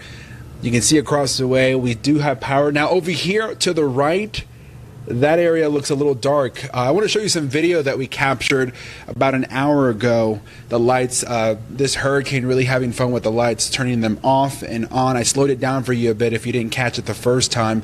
But I did hear from a friend who's about a mile away. He lives in Deep Creek, the Deep Creek community here in Port Charlotte. He says that they still have electricity. Luckily, we still do at this hotel too, but outside, the lights have been coming in and out as we feel these strong winds. And you can take a look if you want to zoom in to Keynes Highway right there. You can see how strong these winds and rains are hitting Keynes Highway right now. But luckily, we still have electricity, and it seems like a big portion of Charlotte County still has electricity. Like I just mentioned, I have a friend about a mile away in the Deep Creek community.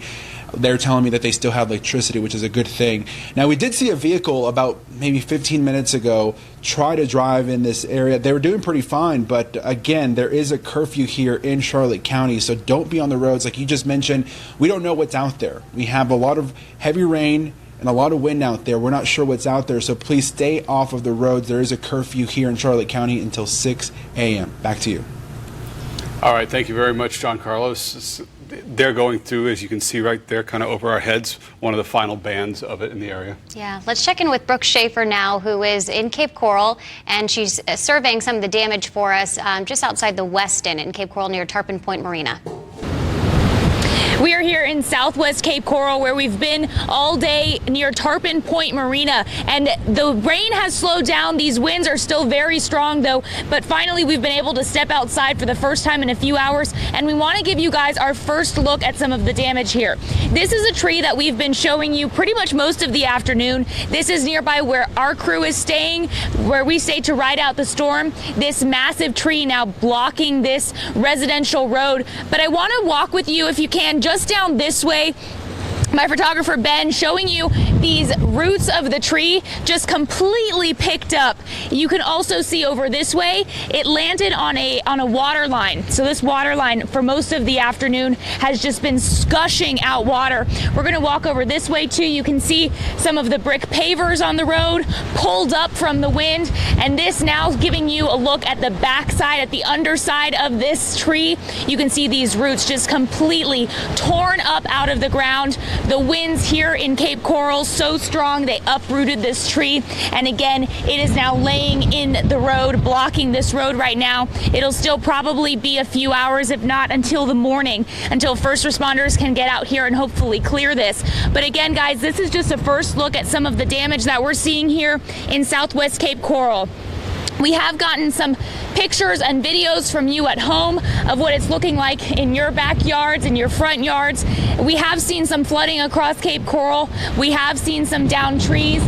And again, it may just take a few hours, if not until tomorrow morning, until these winds die down and first responders can get out there and really start assessing some of this damage. But again, this is just the start of what people here in Southwest Cape Coral are going to be dealing with come tomorrow morning. For now, in Cape Coral, Brooke Schaefer, Wink News Now.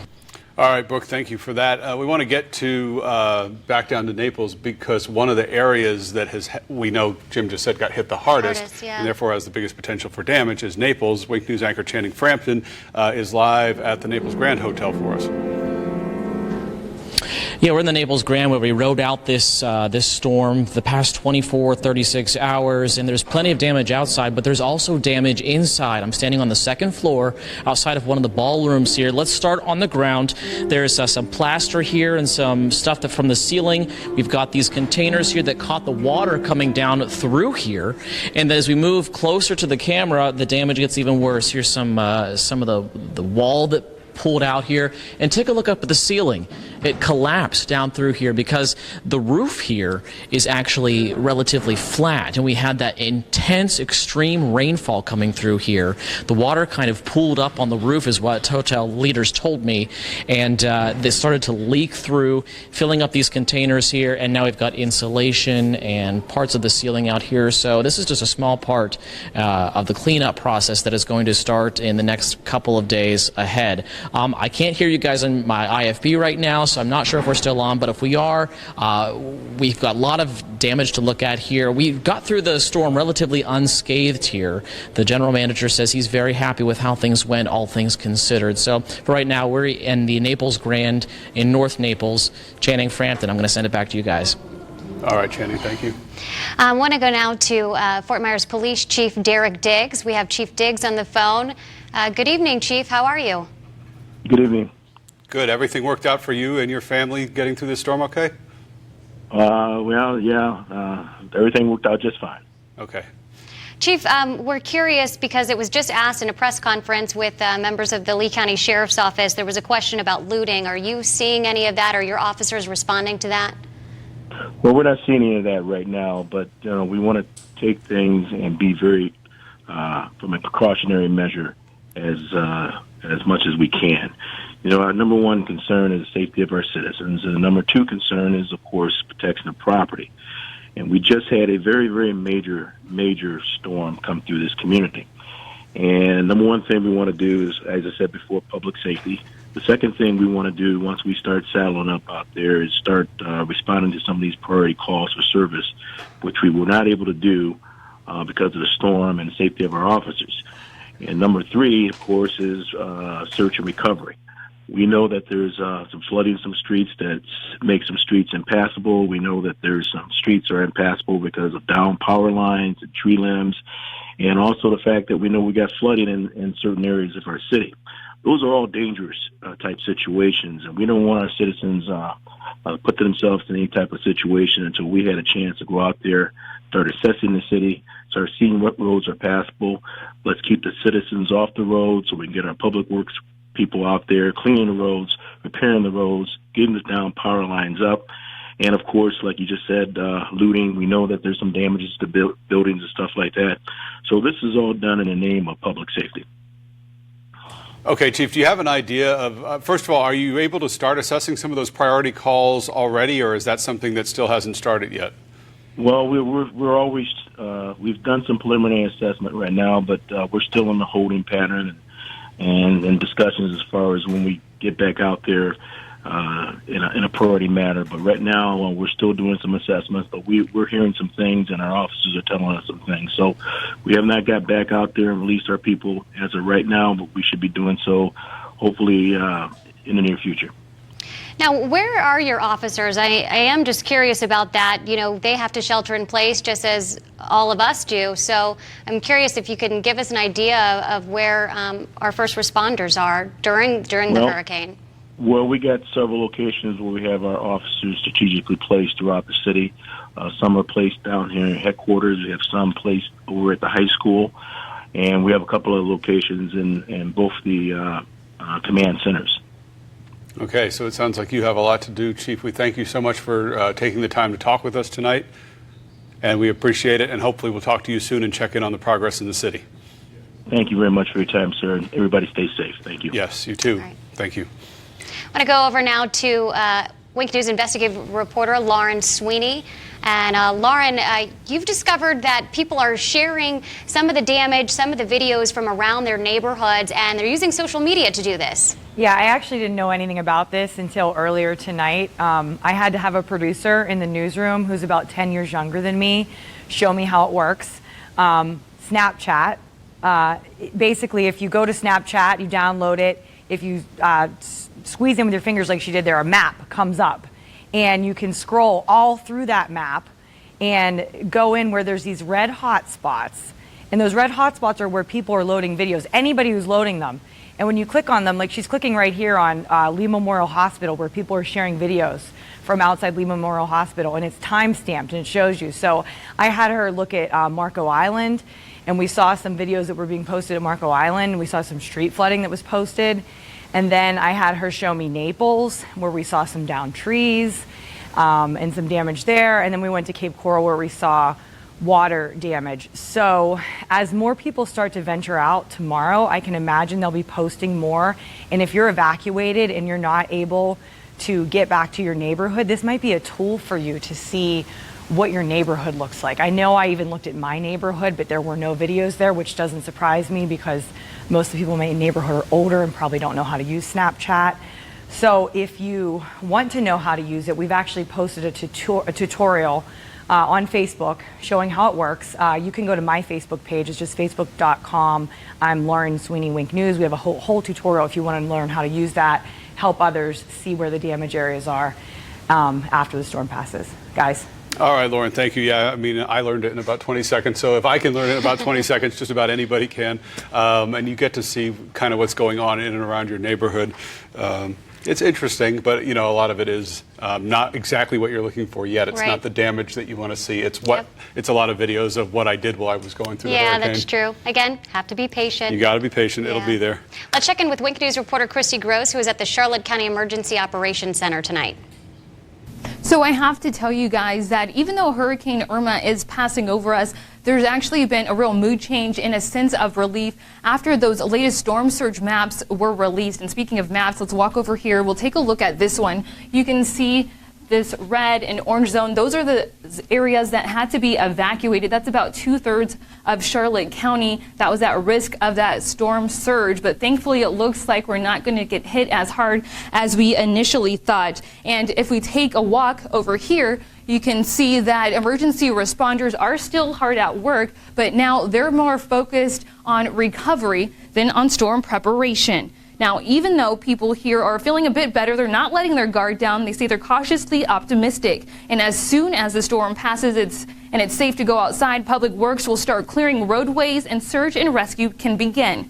Now, remember, all emergency services were pulled off the road earlier today because conditions were so bad and it just wasn't safe for them to be outside. But once those roads are clear, first responders will head out to those most critical 911 calls. Now, we know thousands in our area are without power, but FPL representative told us earlier today that help is on the way. They have about 17,000 men and women who are ready and waiting to help when conditions are safe. And emergency responders tell us that they want people to know we will get through this together as a community.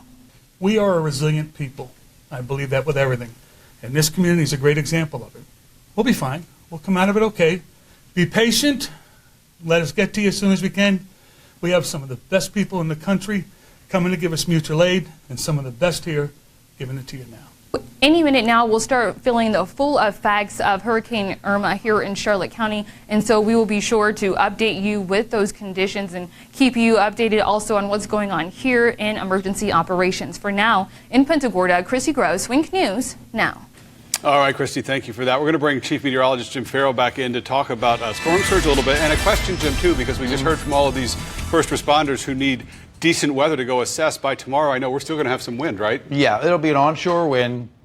Well, I think you'll be able to get out and about. Of course, I don't make that determination county by county. But the issue is going to be, what are we going to wake up to? How many tree limbs are going to be blocking our way? Responders have to go out and assess the situation, then kind of decide whether or not they want to deem it safe enough for everybody to get back to at least a semi-normal schedule again. So we've got to go through a few checks and balances here. So the wind is going to be coming out of the west, basically I think 20 to 30 miles per hour, maybe some stronger gusts.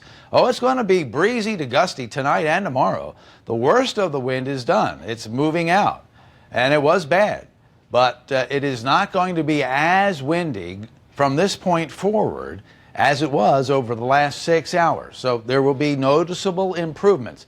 And it'll be kind of hard to compare and judge because everybody has been inside all day. Everybody has been in a safe place, so we really haven't been outside. We've been listening to what the weather sounds like, and we've been feeling the home vibrate a little bit as the wind came through. But tomorrow, when you actually get to go outside and walk around, at least your own property, you're going to notice that it's still going to be a rather breezy to gusty day in Southwest Florida. But the worst of the wind is over. The worst of the rain is over. It's leaving. It's almost over in DeSoto and Highlands. It is over in the rest of the area, but there's still some rain around. Let's take a look. Here's Doppler radar. Arcadia back in the green. That's light rain, so the heavy rain is moving away from DeSoto into Hardee County. Highlands, yep, you're going to be the last one to say bye-bye to the heavy rain. There it is, still in the vicinity of Lake Placid. Sebring, still coming down. It's going to swing through, give it another hour to 90 minutes, and you too will be able to say the worst is over from that point forward. But we still have these bands of rain. Now, this is still a very tropical air mass. That is moisture laden. Boy, it's full of water vapor.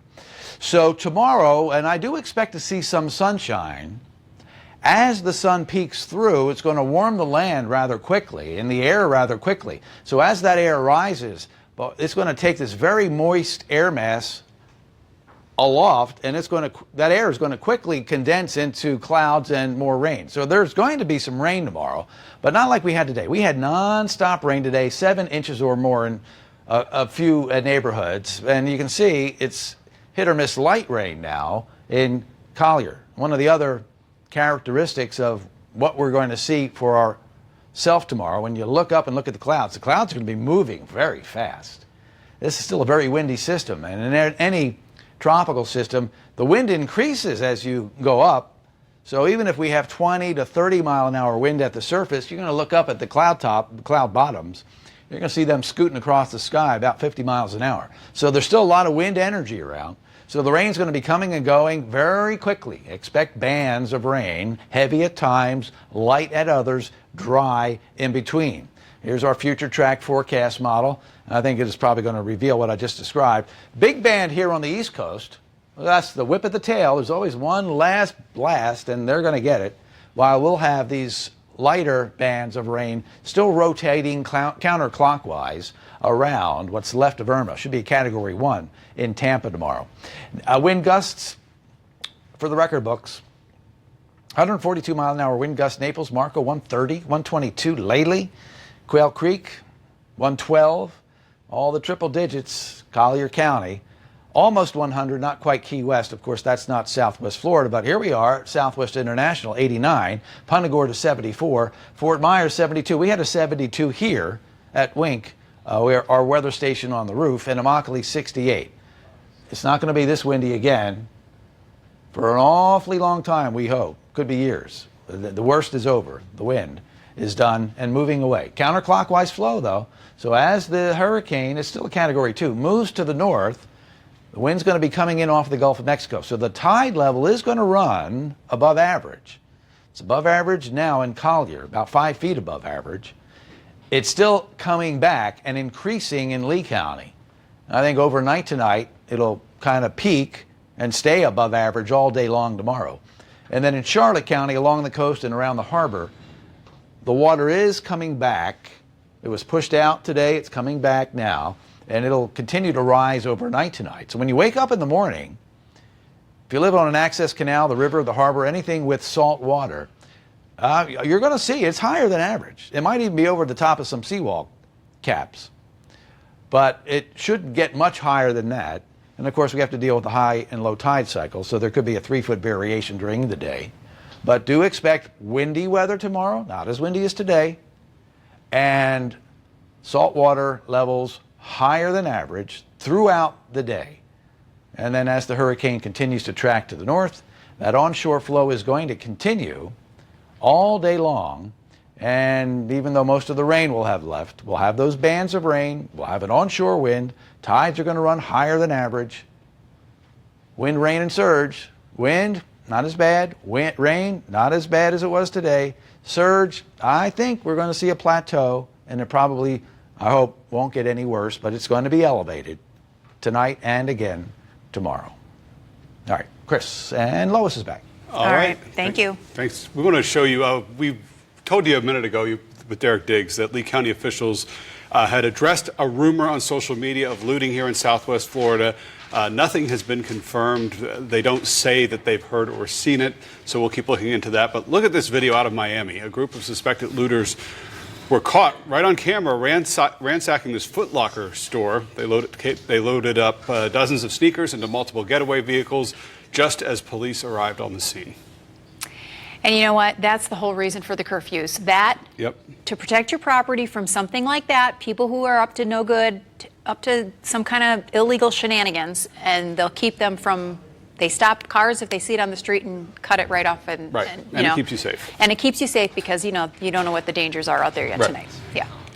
Well, our Morgan Francis talked to one couple who left their liveaboard in downtown Fort Myers at the yacht basin so that they could go stay in a hotel in Punta Gorda for safety. And we talked to them today. Take a listen. I would like a house, a home to go back to, but we have our kids in our room, and we have a hurricane safe hotel that we're staying in, and I just don't want it to sink. I don't want it to sink. We moved here from Arizona. We're just safe. We're fine. I don't want it to sink. That's all. Wow, you just feel for them. I mean, so many people are going through a similar thing, but oh my goodness, to hear her. I know. They have their lives, and you know what? They're going to go back, and we can all hope and pray that their boat is fine, just like everyone else's home. We're hoping it's fine, and we're going to work on trying to get an update with that couple and let you know. I know that's touched so many people's hearts today when they saw that for the first time. Yeah. We have some video from a viewer in Northwest 26th Place in Cape Coral during the storm, checking more and more neighborhoods here that, now that the worst of it is behind us, to see what people went through. Lots of wind. And Heather Davern sent us this video from East Englewood. This was at 6:45 tonight. You can see there's some damage in that neighborhood. Can't exactly tell what that is, but clearly something has collapsed there. So Doesn't look like it started that way. no, Maybe a pool it does cage. not look like it started that way. You got that right. Yeah. Katie DeMar sent us this picture and video from the Hamlet community off of Colonial and Summerlin in Fort Myers. They've lost power, like so many have, but they went through a lot of wind and that fence down for sure. And it might be a while before we have the true scope of the power situation here in Southwest Florida. Yeah, that's a lot of people are waiting to find out what the situation is there and how long that'll take. You're watching Wink News. We'll be right back.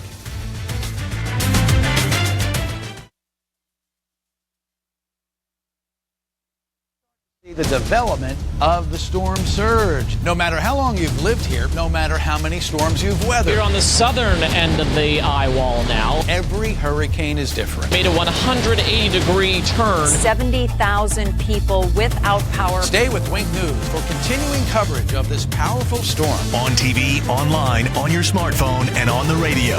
Count on Wink News, the Weather Authority. It's up to us to protect this city. You coming? Stay sharp. From now on, I only do date night in tactical gear.